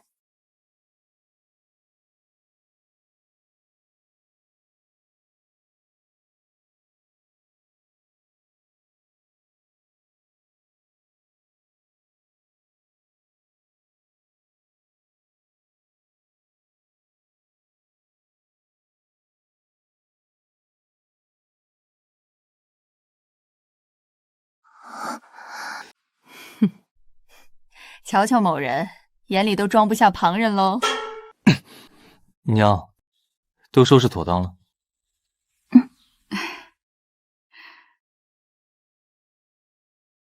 驾！谢哥哥最近怎么都不来找我了？难道又被外面的什么狐妹子勾走了魂？小姐，奴婢刚打听到一个消息，相爷带着家中一行人出城散心去了。什么？那个贱人抢了我的铺子，竟然还敢出去享乐！他一个剑术出身的，凭什么过得这般舒坦？我却要困在这府里受气！小姐息怒。小姐，其实沈夫人早前数次派人问询当初那送入相府药物的来历，瞧着像是很在意那药的来历。奴婢想着，若是小姐能说出那药的来历，说不准能将功补过，还能把之前的铺子要回来，日后行事也能顺遂许多啊！小姐，他一个剑术也配跟我谈？一间铺子而已，何须他沈南旭假好心施舍？可是小姐，沈夫人反复追问药源，想来那药物未必是寻常草药，怕是藏着隐患。若是一直隐瞒，闭嘴！不过是我随手找人买来的普通药物，能有什么隐患？他迫切想知道，不就是为了拿捏我的把柄吗？我凭什么非要如他的意？他不是想知道吗？好，那我就告诉他。春兰，等沈南旭回京，你立刻去替我传话，你就说当初那药是二皇子授意人送来给我的，是二皇子一早盯上了他沈南旭，想要暗中除他，我不过是顺手替人做事罢了。小姐，万万不可攀扯皇子，这可是滔天大祸！我就是要吓吓他，让他日日活在猜忌惶恐里，让他知道风光背后全是危机，我得不到的顺遂安逸，他也休想安稳度日。人人皆知二皇子温厚和善，和太子兄弟情深，萧墨只又一心站在太子那边。我称毒药是二皇子给我的，沈南希定会私下去查探二皇子，而沈夫人私自打探皇子的事传入太子耳中，太子只会以为是萧墨只暗中导向二皇子，对他生出嫌忌。就算萧墨只察觉异常主动询问，碍于太子和二皇子的兄弟情面，沈南希也绝不敢如实告知真相。到那时，君臣猜忌，夫妻离心，他前路无路，后路无援，还不是任我拿捏？除非萧墨只早已知晓一切，甚至追查药源本就是萧墨只主动过问的，不然他只会落得孤立无援、无人庇护的下场。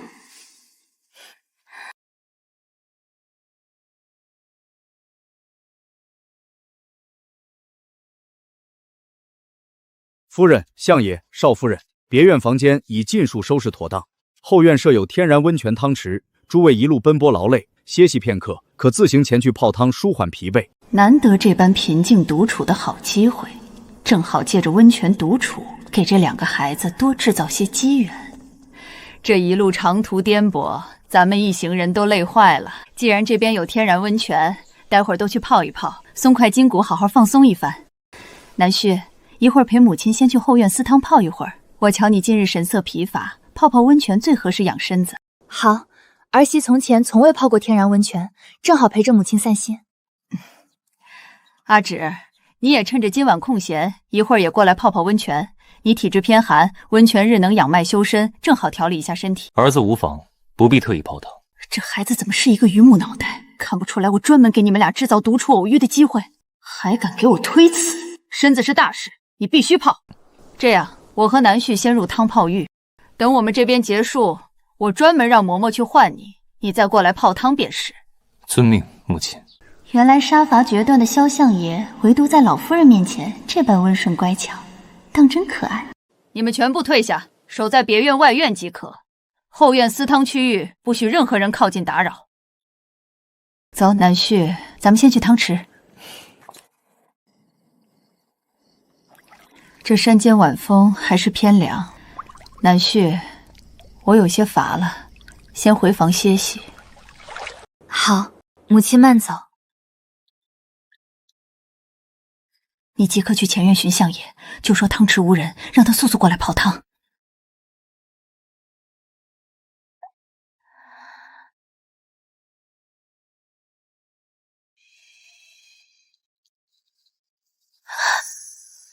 怎么会有人过来？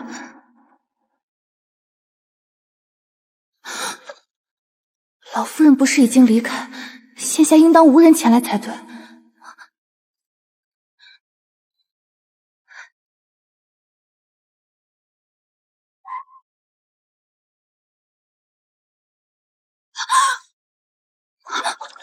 相爷，您怎么会过来？你胸口怎么缠着绷带？受伤了？怎么从未曾听你提起过？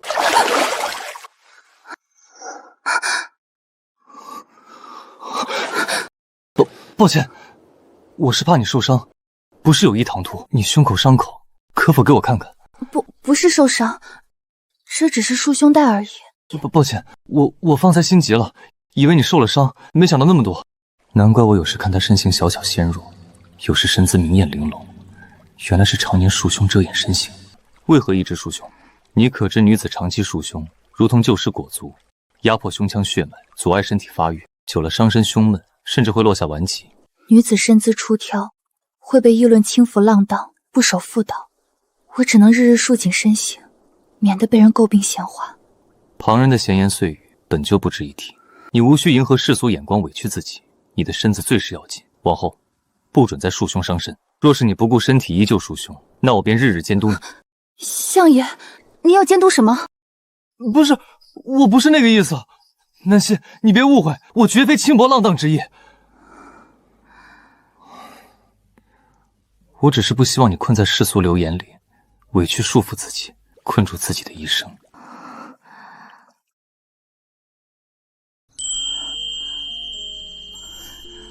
我明白的，多谢相爷体恤关心，我记下了。夜色不早，我先回厢房歇息了。相爷慢慢泡汤放松，早些歇息。路上小心。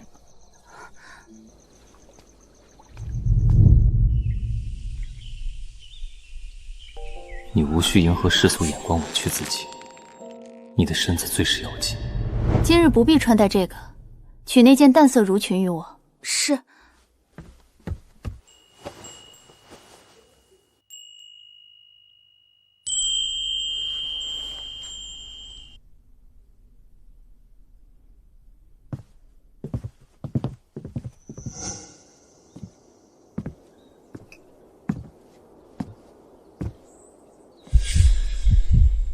原来卸下束胸，他身形竟这般出挑夺目。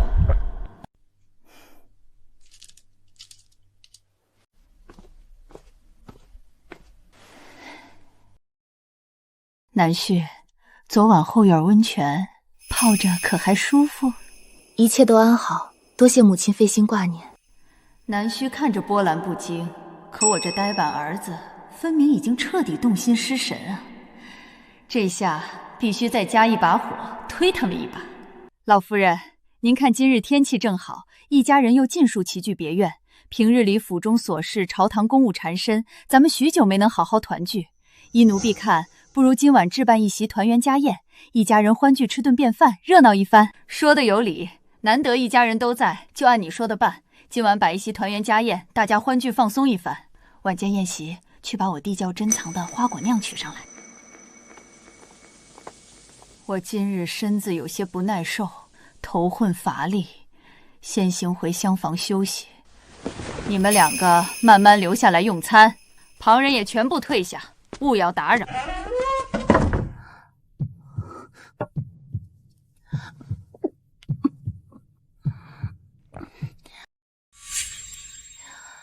这最后一块桂花糕，给相爷你吃。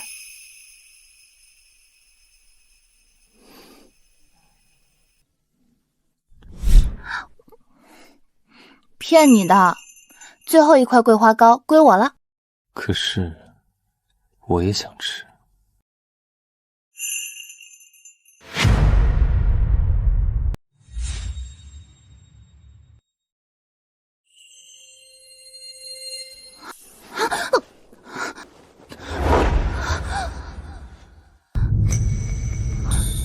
小心！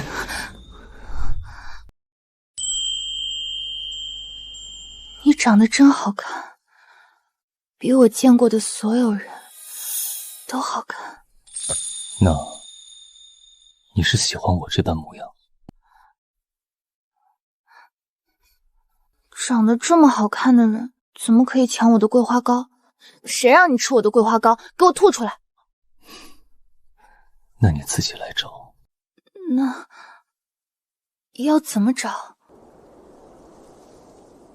你试试用嘴。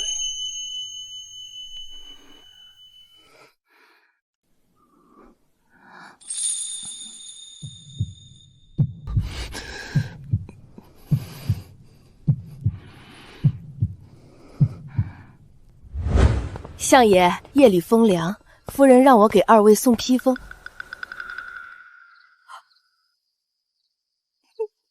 太好了，相爷终于开窍了，我得速速回禀夫人。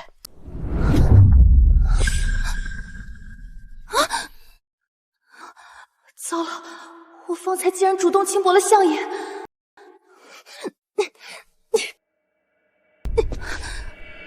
跑什么？亲了就想不负责任？我不是故意的，方才是酒意上头。可我是故意的。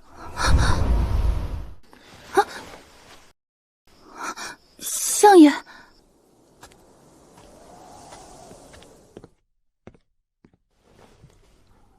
夫人，想不想要？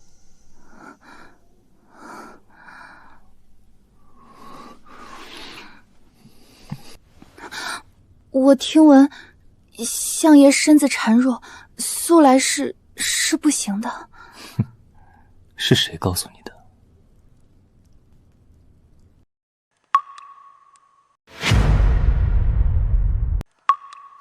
世人传言全然是假。夫人，现在还觉得为夫不行？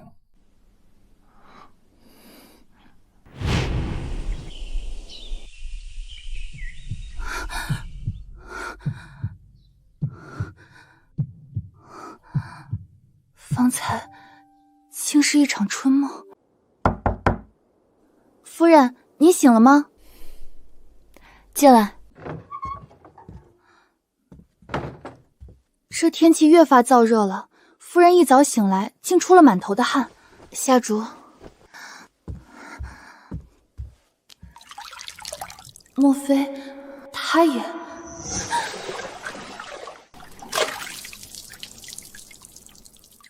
不可能，他旧伤未愈，素来清心寡欲，定是我胡思乱想的。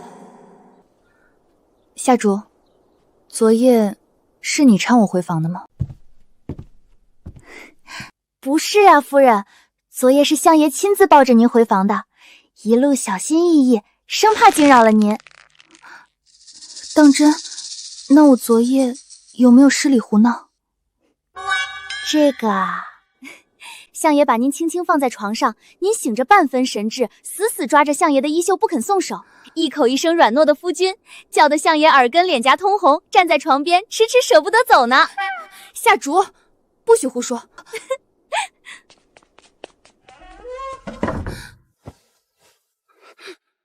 难道昨夜不是梦吗？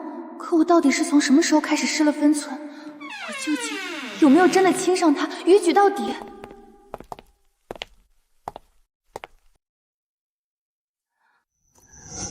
醒了，头还晕吗？相爷，昨夜我醉酒后，到底有没有胡闹过分？昨夜你醉酒失态，闹了些许小脾气而已，并无大碍。难道真的只是我做的一场春梦？可触感、温度、心跳明明那般真实。夫人，不好了！京城那边传来消息，成衣铺出事了。出什么事了？昨日从咱们铺子里买新衣的客人，夜里突发浑身红肿过敏，如今那人躺在铺子门口，说咱们的衣裳有毒，害人性命。我的夫君啊！你好好一个人，就因为买了这黑心铺子的衣裳，一夜之间就没了性命，这可让我怎么活呀？怪不得昨夜听说有人重症昏厥，原来是穿了他家衣服死人了。看着干干净净的铺子，没想到如此黑心，用料歹毒，害人性命，太吓人了！还好我没订他家新衣，这简直是谋财害命！各位乡亲误会了，我们铺子用料向来干净合规，绝无有毒面料，不可能害人。误会！我夫君好好的人，穿了你们的新衣，当晚就高热红肿，窒息暴毙，人都没了，你还敢狡辩？今日这事儿绝无私了余地，必须报官查办！报官查封铺子！空谈无凭，人命关天之事，我绝不会推诿躲避，但也绝不背无妄黑锅。你就是这黑心掌柜，还我夫君性命！你草菅人命，黑心谋利，我要告你蓄意害命！我沈南虚开铺经商，向来选材严苛，工序严谨，所有面料皆是合规上等布料，从未出过致命害人的问题。面料没问题，那我商圈为何暴毙？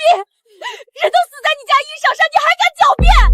因为不是小事，总得给个说法。我不跟你废话半句，我要让官府把你捉拿归案，查封你的黑店，定你死罪。对啊，人都没了，岂能容他狡辩？赶紧抓起来查办，封了这害人的黑肚！你别想着给钱私了，我只要公道。你这种草菅人命的黑心商户，不配留在京城经商。今日有必要告到衙司，将你收押入狱，从严定罪。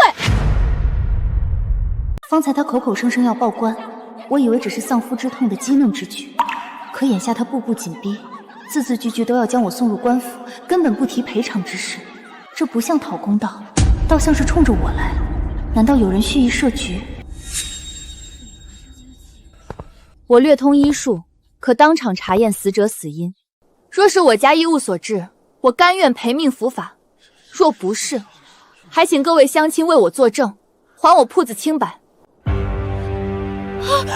不行，我夫君一事，岂能随意触碰尸身，惊扰逝者安心？你根本就是想胡乱查验，遮掩罪责。既然问心无愧，为何不敢查验？你阻拦查因，莫非是心中有鬼？查，赶紧查！我看他就是自知理亏，想耍花样拖延。对，人都死透了，查验只能坐实他的罪责，看他还能嘴硬到几时！别让他找借口，今日必须查清楚，让这黑心掌柜认罪伏法。罢了，为了给我夫君讨回公道，便任由你查。我倒要看看你今日如何不狡辩！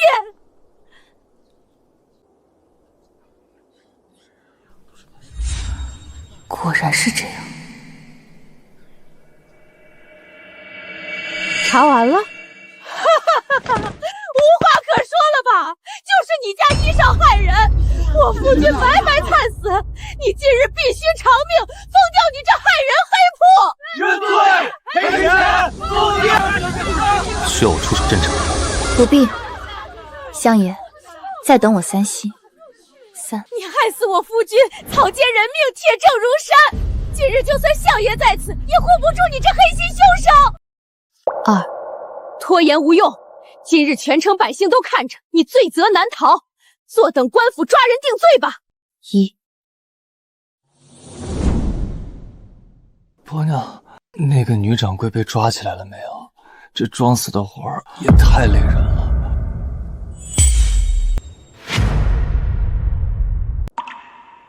闭嘴！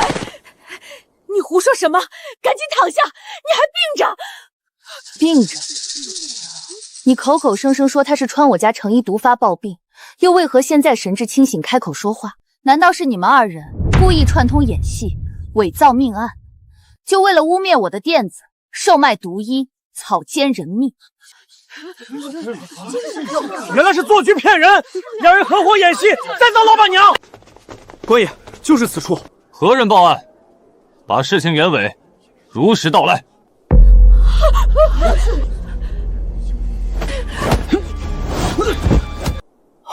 下官参见相爷，不知相爷在此，多有失礼。官爷，是我派人报案，这位妇人控诉我铺子衣物害人，致使其夫君暴病。方才当众查验之时，此人所谓的亡夫自行苏醒开口，2人串通演戏，伪造人命案件，蓄意散布谣言，污蔑我商铺售卖毒医。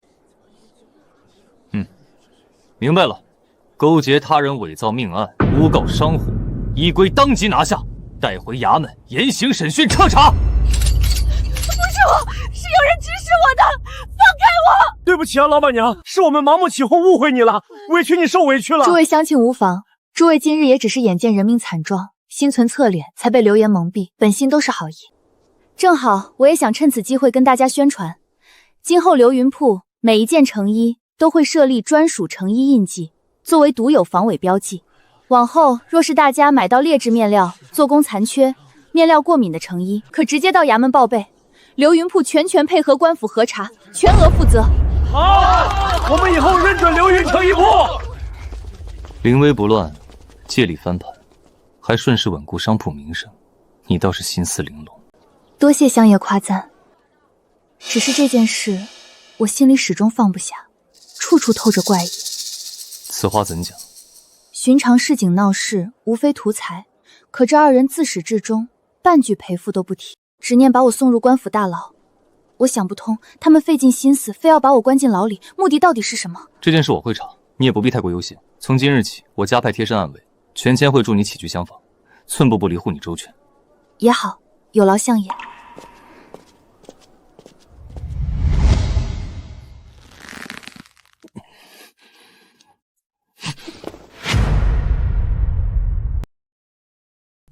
有趣，居然有人私下出手陷害沈南虚的铺子。看来这京城之中厌恶他的人从来不止我一个。既然有人暗地里针对他，我为何不顺水推舟添一把火？这里面写着之前沈南虚询问那药的来源，既然他回了相府，正好把这封信送过去。奴婢这就送去。等等，不，等到傍晚夜深，再送去沈南喜院落。夜深人静，本就是人心最浮躁敏感的时候。我要是在这个时候告诉他，他必会纠结内耗，辗转难眠，让他夜夜心惊胆战，不得安宁。这才是我最想看的。借着官府抓人这么简单的事你都办不好，我要你何用？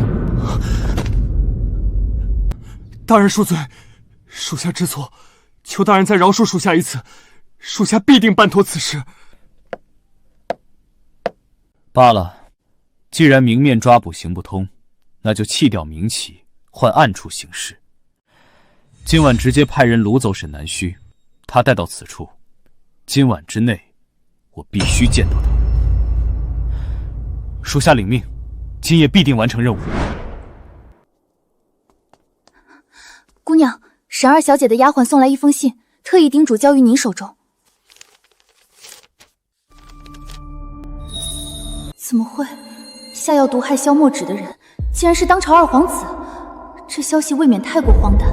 不会是沈婉容故意捏造骗我？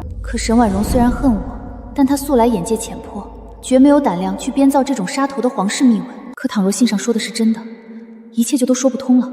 世人皆知太子与二皇子自幼手足情深，萧墨只又是太子最信任的心腹好友，二皇子若要暗算他，便是亲手折断自家兄弟的羽翼，于情于理，这都说不通。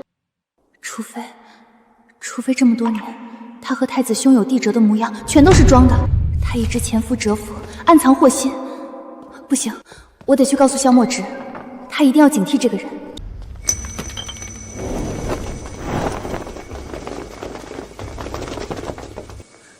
怎么回事？哪里来的刺客？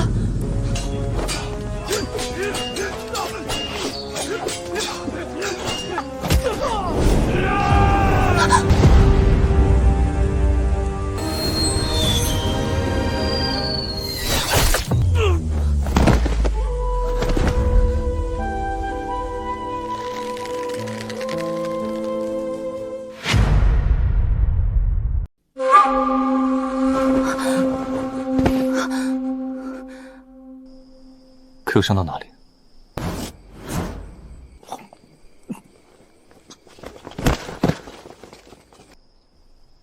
查验尸体，卡清这批死尸的来路，隶属市里。是，主子。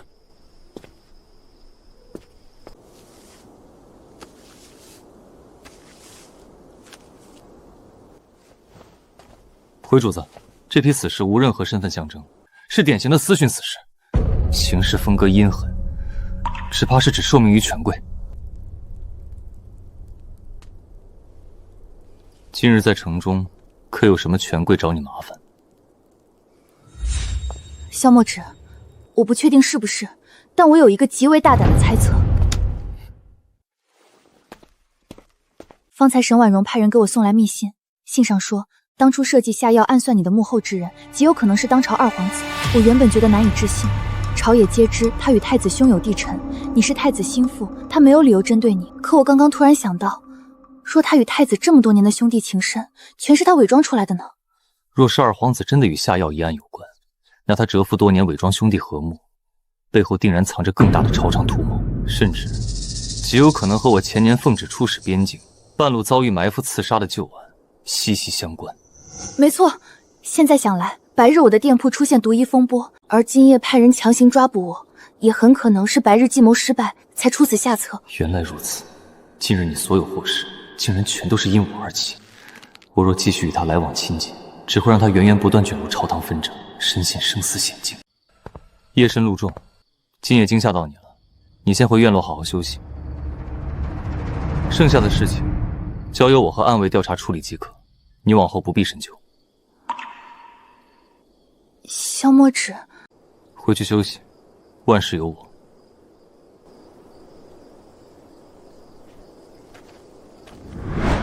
方才明明还在担心我的安危，怎么转瞬之间就对我这般冷淡疏离？难道是我说错了什么？他行事素来有分寸，今日反常定然事出有因。左右明日，我备好他素日爱吃的清茶点心，好好问问缘由，说不准便能化解这份隔阂。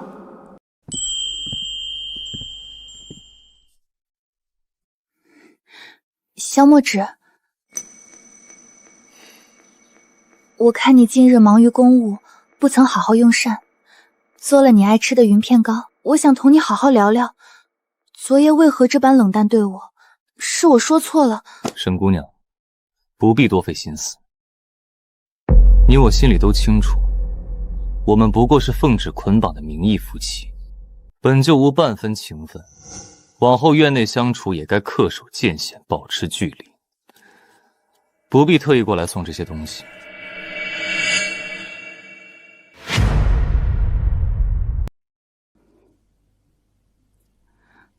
萧墨直，我无事便出去，不要再次打扰我处理公务。是我逾矩了，不该自作多情打扰大人，我这就走。他是哭了吗？不行，我不能靠近他，我不能害他卷入朝堂祸事之中。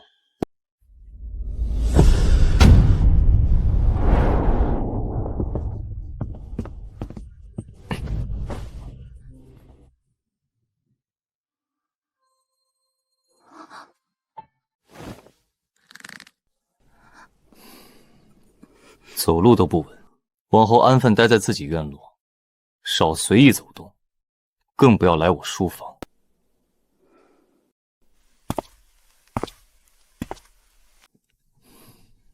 只有我绝情到底，他才能远离朝堂纷争，平安活下去。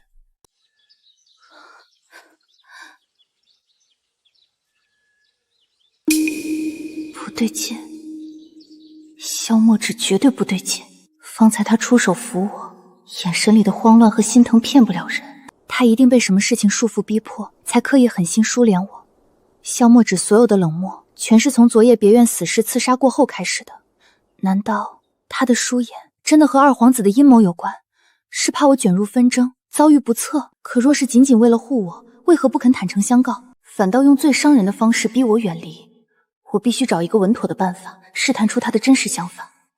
若有一种香能让人卸下防备，放下心防，在不知不觉中说出真话，那该多好。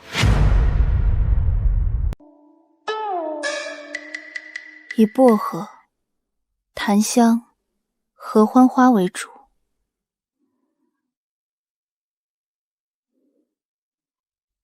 辅以微量曼陀罗籽。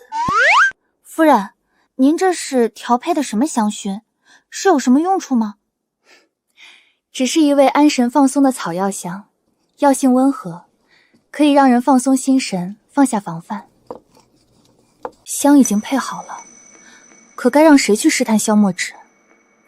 他心思缜密，寻常人靠近他必然会起疑，得找一个他完全不会防备的人才行。这不就有一个很好的人选吗？待会儿你持我令牌去母亲院中传话，我有要事恳请母亲相助，且叮嘱母亲务必保密，配合我演这一场戏。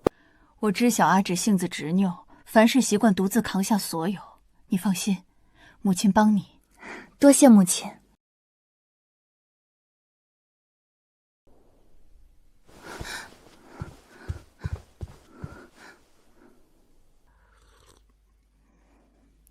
去，请阿芷过来一趟，就说我想与她说几句话。母亲唤儿臣前来，可是有事吩咐？我只是近日听闻你与南虚院中闹了不少矛盾，可是当真？只是一些琐事，母妃不必挂心。可南虚是你明媒正娶的夫人，是和你相守一生的人，何必这般冷淡疏离？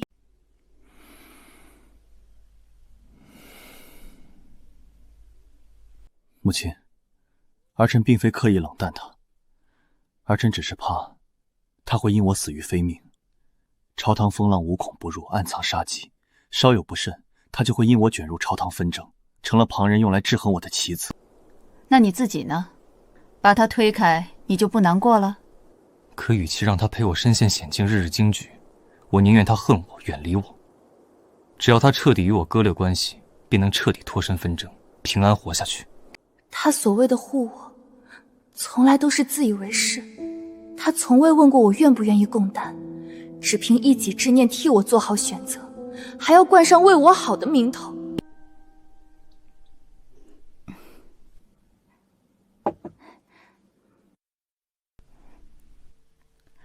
我想起我还有一个东西要给你，你在这等我取来。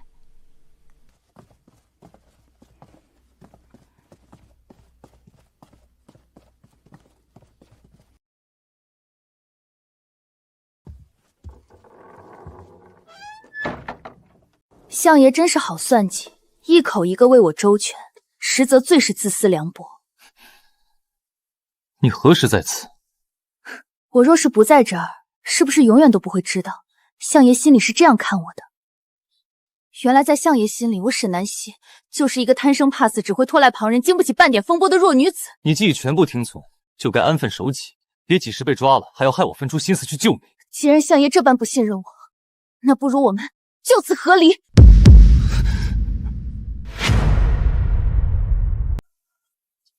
我即刻回院写下和离书，从此你我两清，互不牵绊。我不同意！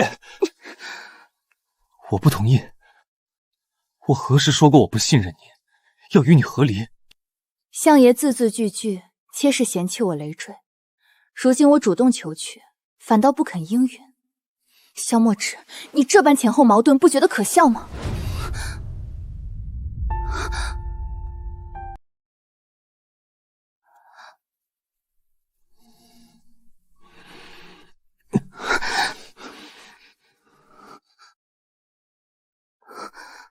南希，我们不合理，好不好？永远都不合理。原来你也有荒唐的时候，早知今日，何必把我推开那么远？萧墨枳，我可以不提合理，但我要你记住，人与人之间最伤人的从不是风雨磨难，而是自以为是的为你好。你可以护我、惜我，为我挡尽风雨，但你永远没有资格擅自替我选择人生。我沈南希的人生，我自己说了算，不需要任何人擅自替我做出决定。这世间最荒唐的深情，就是你披着保护的外衣，亲手推开最想相守的人，还要自我感动。是我错了，往后再也不会这般自作主张，我都听你的，好不好？光嘴上认错可不算，从今往后，你必须事事听我，件件依我。我让你往东，你绝不能往西，你可同意？你这丫头胆子越发大了，如今竟连我都敢随意使唤了。怎么相爷不愿？不愿的话，那合离之事依旧作数。愿意都愿意，全听夫人吩咐，往后夫人说什么便是什么。说正事，眼下朝堂局势具体如何？近日我暗中彻查连日朝堂异动，还有昨夜的刺杀踪迹，你的猜测多半属实。二皇子早已暗中布局，蓄谋已久，不只是朝堂势力渗透，我查到蛛丝马迹，他私底下极有可能已经暗中勾结外邦，暗自达成联盟，意图内外夹击，夺权篡位。既然他暗处布局，想抓住我要挟你，那我们为何不顺势陪他好好演一出大戏？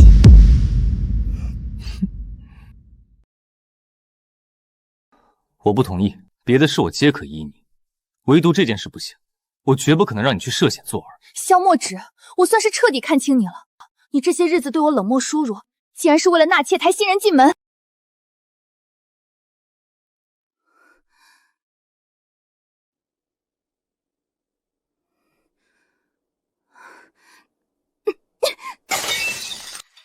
今日我便把话撂在这儿，有我在，就断然没有新人进门的道理。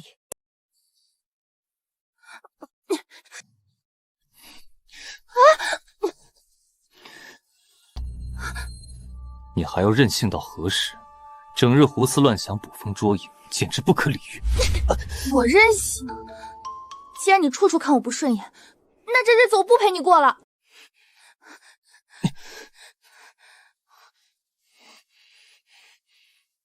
万事小心，莫要逞强。我要回娘家，从此以后你我各不相干。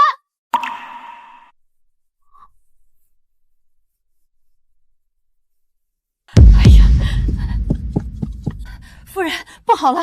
相爷与夫人不知为何骤然大吵一架，屋内器物都砸碎了。少夫人直接拂袖离去，看着像是要回娘家。什么？方才二人明明已经说开和解，怎么转眼就吵到要回娘家？不行，我得赶紧去看看。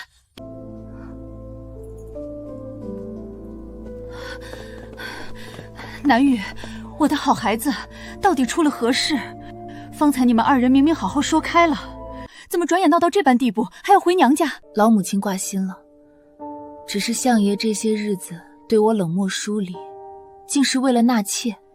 他这般三心二意、独断专行，我实在心力交瘁，不愿再耗下去了。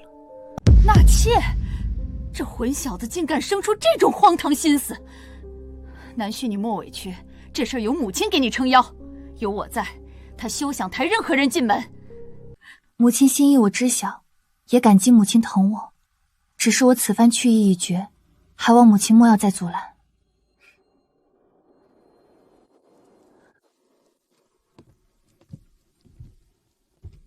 这又是闹哪一处啊？自己身子什么情况不清楚吗？压根儿行不通，还敢动纳妾的心思，这不是瞎折腾，气走我好好的儿媳妇吗？去，给我取鞭子来！今日我非要狠狠打死这个兔崽子不可！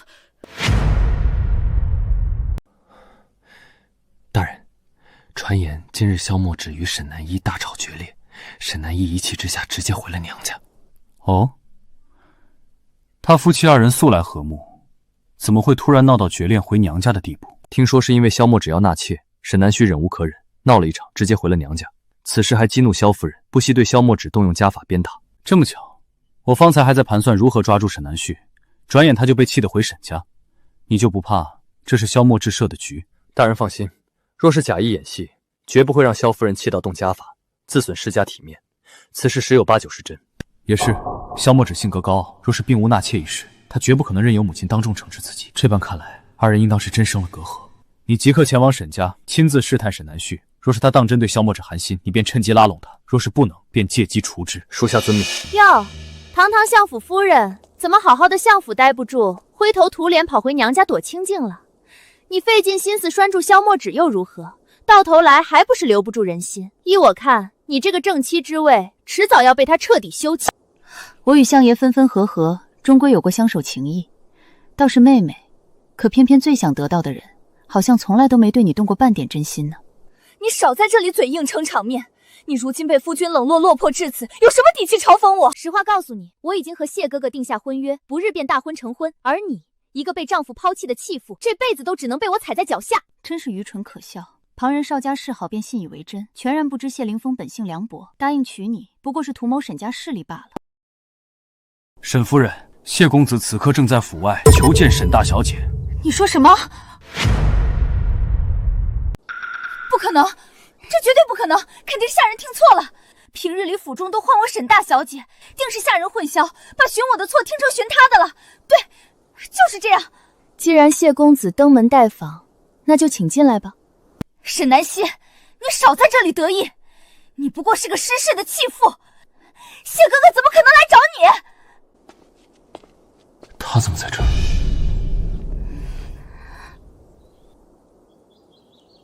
婉容，你怎么站在这儿？也不知多添件衣裳。谢哥哥，你今日是来找我的，对不对？傻瓜，我本来就是专门来寻你的。今日得空便想着带你出去挑选婚嫁首饰。既是寻我，为何不直接去往我院中，反倒先来这边？只是进府时突然想起，早前有件私人物品暂放在沈大小姐这里，需要取回，便顺路先过来了结这点小事。原来是这样，倒是我多想了。外头风大，你先乖乖回院，换一身厚实的衣裳等我。我把事情办完就去找你，好不好？好。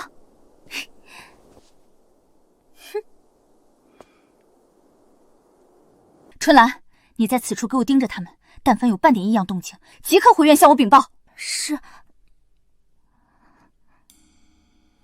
才短短一段时日未见，你怎会憔悴成这般模样？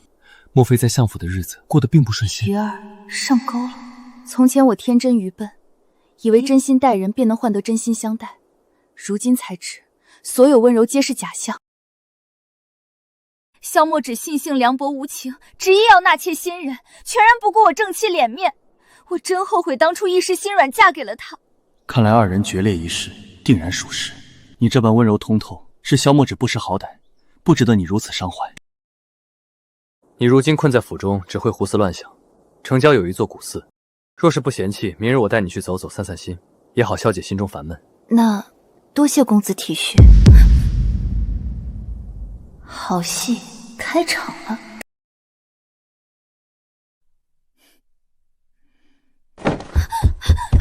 小姐，不好了！不长眼的奴才，慌慌张张闯进来做什么？敢毁了我的妆容！小姐饶命！是奴婢听到谢公子约了沈夫人，明日单独带她去清风寺散心，才一时慌张。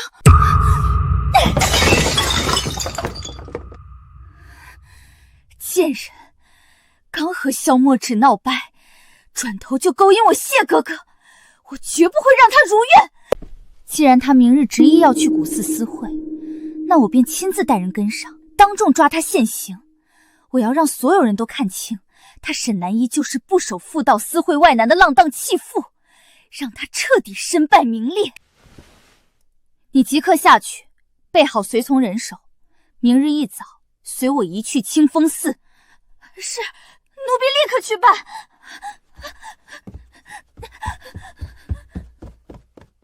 大人，沈南旭与萧墨只决裂一事全然坐实，已答应明日与我同去清风寺散心。他答应的这么干脆。是，他如今心灰意冷，正是最脆弱的时候。只要大人肯给他一条退路，他未必不会归顺我们。既然如此，明日我亲自去会会他。你把他带到古寺后院的静室，我要单独与他面谈。属下遵命。如果他愿意归顺，我们提前安排杀手假意刺杀萧墨直，让沈南希出手救下萧墨直。这份救命之恩能彻底打消萧墨直的戒备。等他获取信任，便可偷偷将通敌密信藏进萧墨直书房，一举定他死罪。大人，此计绝妙，环环相扣，滴水不漏。别高兴得太早。若是他执意不肯归顺，当场控住他，以他性命逼萧墨直自裁。萧墨直不从，便直接处死沈南旭，伪造被萧墨直灭口的假象，定死他谋逆罪名。大人，或许属下可以再劝劝他。谢凌风，你记住，成大事者不拘小节。一个女人而已，你若放不下，就别想走得更远。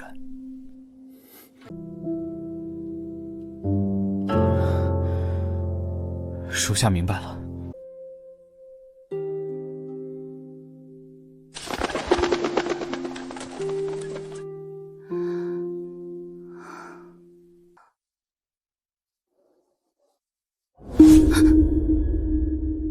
别动。相爷怎么来了？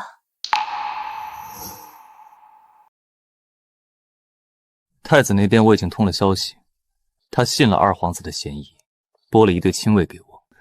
这几日我一直在暗中收集他的罪证，目前已经有些眉目了，但还差确凿的证据，不足以定他死罪。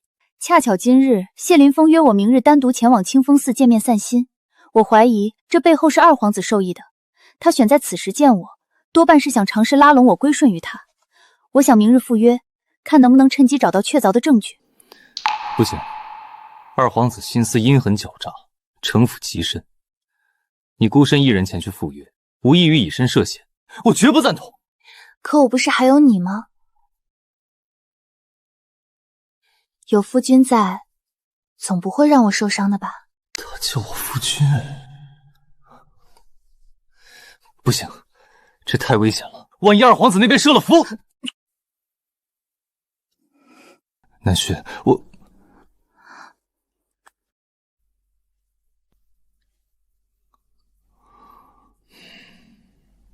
你赢了。我可以答应你，但你要答应我，若有任何异状，必须先保全自己。这个你拿着，遇到危机情况就按动它，我会立马带人进来。还有，我在外面等你一炷香的时间，如果一炷香内你没有消息，也没有出来，我就直接带人强攻。好，我答应你。南旭，等这场风波了结，我想和你岁岁年年长相厮守，你可愿意？那得看相爷往后的表现了。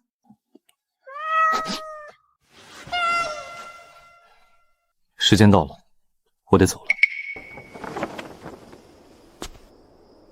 相爷，翻窗翻得越来越熟练了呢，看来当初劝他翻窗那回也不是全无好处。走吧。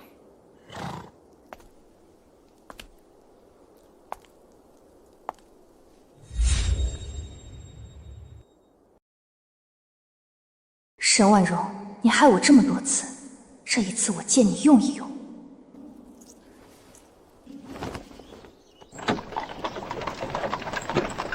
果真单独同乘一车，今日定要抓牢二人私会的把柄，让沈南旭彻底颜面扫地。跟上去！今日我定要抓牢证据，当众撕破他狐媚虚伪的面庞。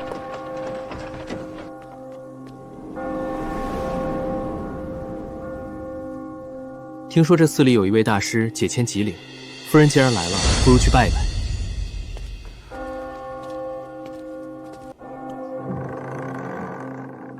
夫人请进，大师就在里面等候。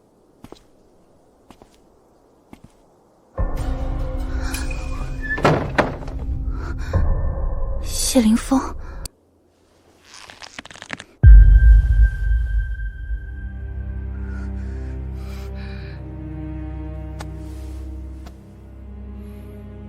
沈夫人，久仰大名。二皇子，你怎么会在此处？沈夫人不必紧张，今日请你来此，是想和夫人谈一个百利而无一害的合作。殿下的意思是？你是个聪明人，应该看得出萧墨只护不住你，他给你的只有束缚危机，我却能给你更好的前程。况且，你不是一直想为你母亲证明，摆脱沈家入你的家辖吗？他竟连我母亲的旧事都查得一清二楚。二皇子这人远比我想象中更加阴狠缜密。我一个无权无势的妇人，又能帮殿下做什么呢？你只需替我留意萧墨直的动向，顺便替我放些东西到他书房里就行。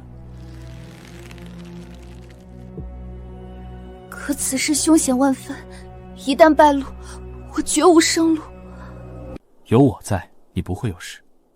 我暗中经营朝堂多年，早已与外邦势力达成默契，手中筹码与势力远非你所见这般单薄。只要你肯真心助我，我登基之日，便是你母亲追封诰命之时。我原先只当他不过是觊觎太子之位，万万没想到，他早已勾结外邦，打算弑君篡位，颠覆整个大齐江山。殿下此言可是认真的？自然认真。你若愿意信我，我自然不会负你。但你若是存着别的心思，那我也只好另做打算了。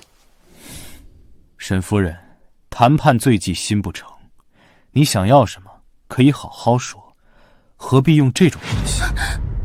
殿下误会了，这不过是我随身带着的一件小玩意儿，平日用来安神的。我心中慌乱，总习惯攥着它，并非有意瞒着殿下什么。安神的小玩意儿倒是个精巧的东西。看来夫人是把我当成无知小儿了，不打算好好谈了。既然你不肯归顺，那就不能活着离开这里了。你死了，正好可以嫁祸到萧墨芷身上。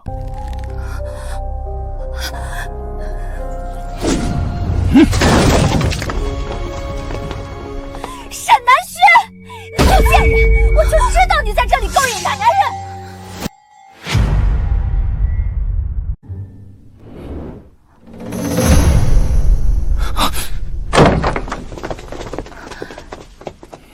好啊，还拿袖子挡着脸，见不得人是不是？给我抓住这个奸妇！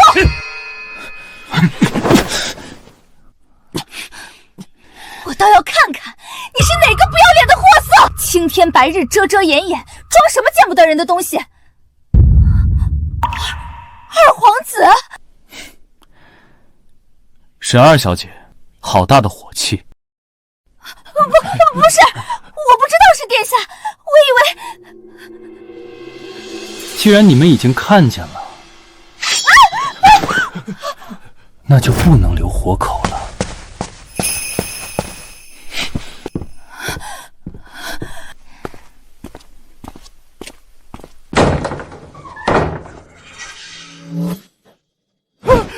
殿下，救我！求殿下救救我！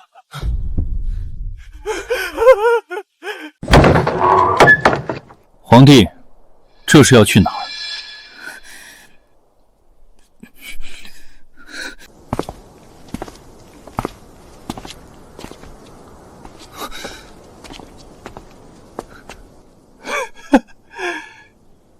你们从一开始就在算计我。可笑！就算你们算计成功又如何？方才屋内谈话没有别人佐证，你们拿不出半份实物罪证，单凭几句口头空谈，休想定我谋逆重罪！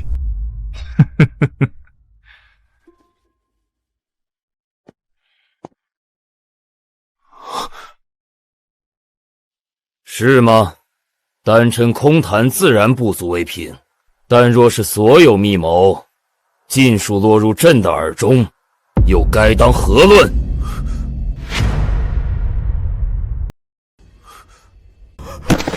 父皇，儿臣一时糊涂，只是随口妄言，绝不敢生出悖逆之心。皆是一时气话，求父皇明察，饶恕儿臣。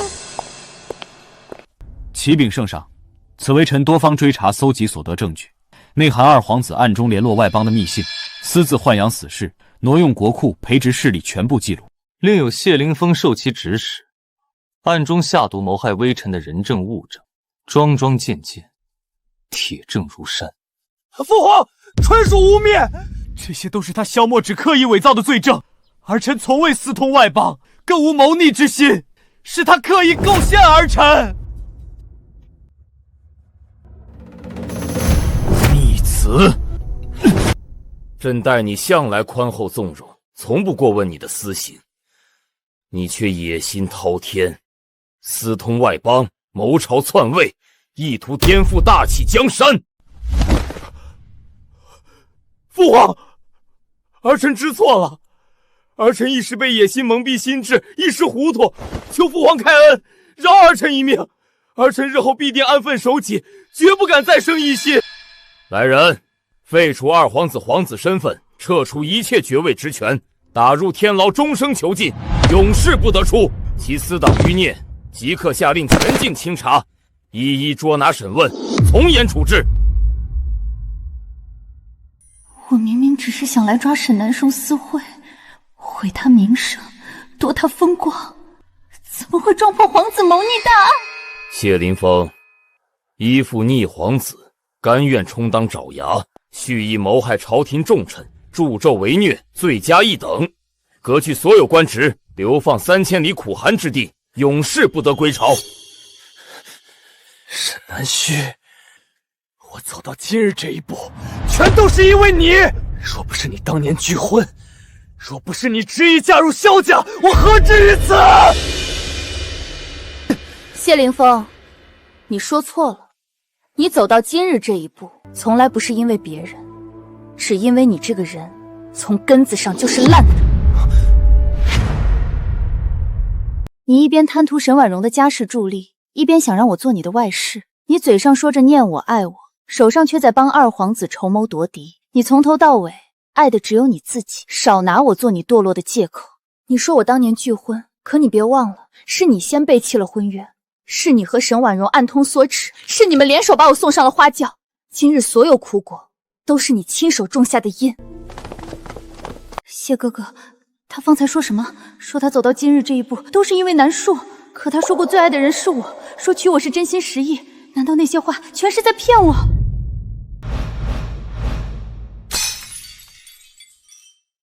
原来他从来没有真心待过我，我做的一切，害的一切，在他眼里不过是利用罢了。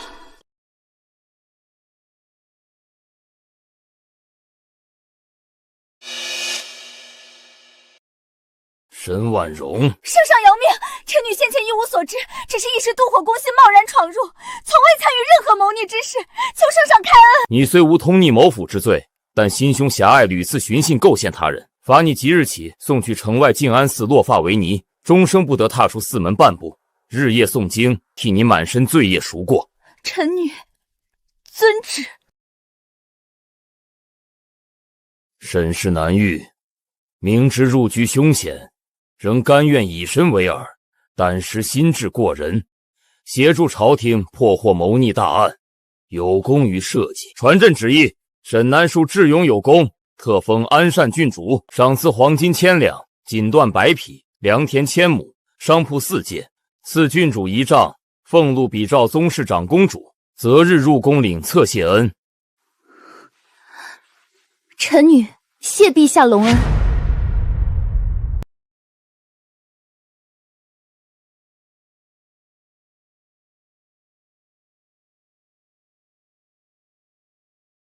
听说你让他一个人去见的二皇子，萧墨直，你还是不是个男人？我儿媳一个弱女子，你忍心让她孤身去做诱饵？你眼里到底有没有她？母亲，那是南旭自己的主意，他出的主意你就同意？怎么不拦着？我让你同意，我让你让他去冒险，你枉我日日盼你待他好，你就是这么待我儿媳的。娘，你下次再敢让他去冒险，我把你腿打断。娘，他这不是平安回来了，而且我回来了，万一没回来呢？你打算怎么办？母亲，是我执意要去，您别怪他了。你就护着他吧，迟早有一天被他卖了还替他数钱，往后这种事儿不许再干了。他要是再敢让你去冒险，你来找我，我替你收拾他。好。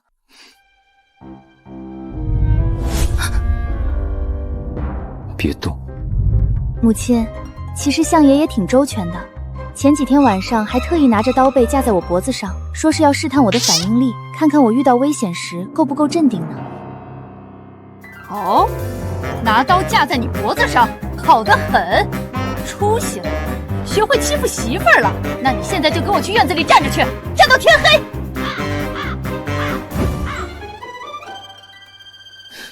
行，这么玩是吧？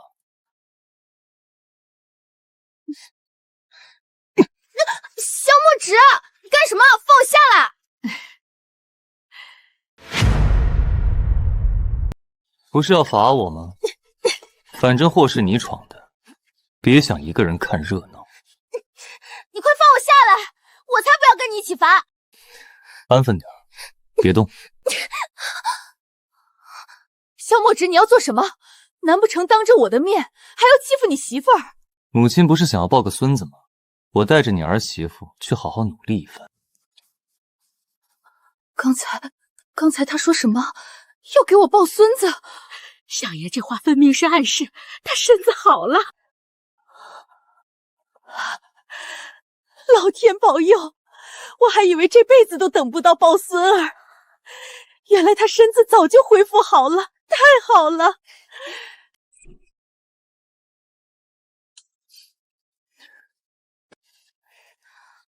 故意在母亲面前告我的状，胆子倒是越来越大了。我只是实话实说而已，谁让你先前故意拿刀背吓我？等等，你刚刚同母亲说的话是什么意思？什么叫给他抱孙子？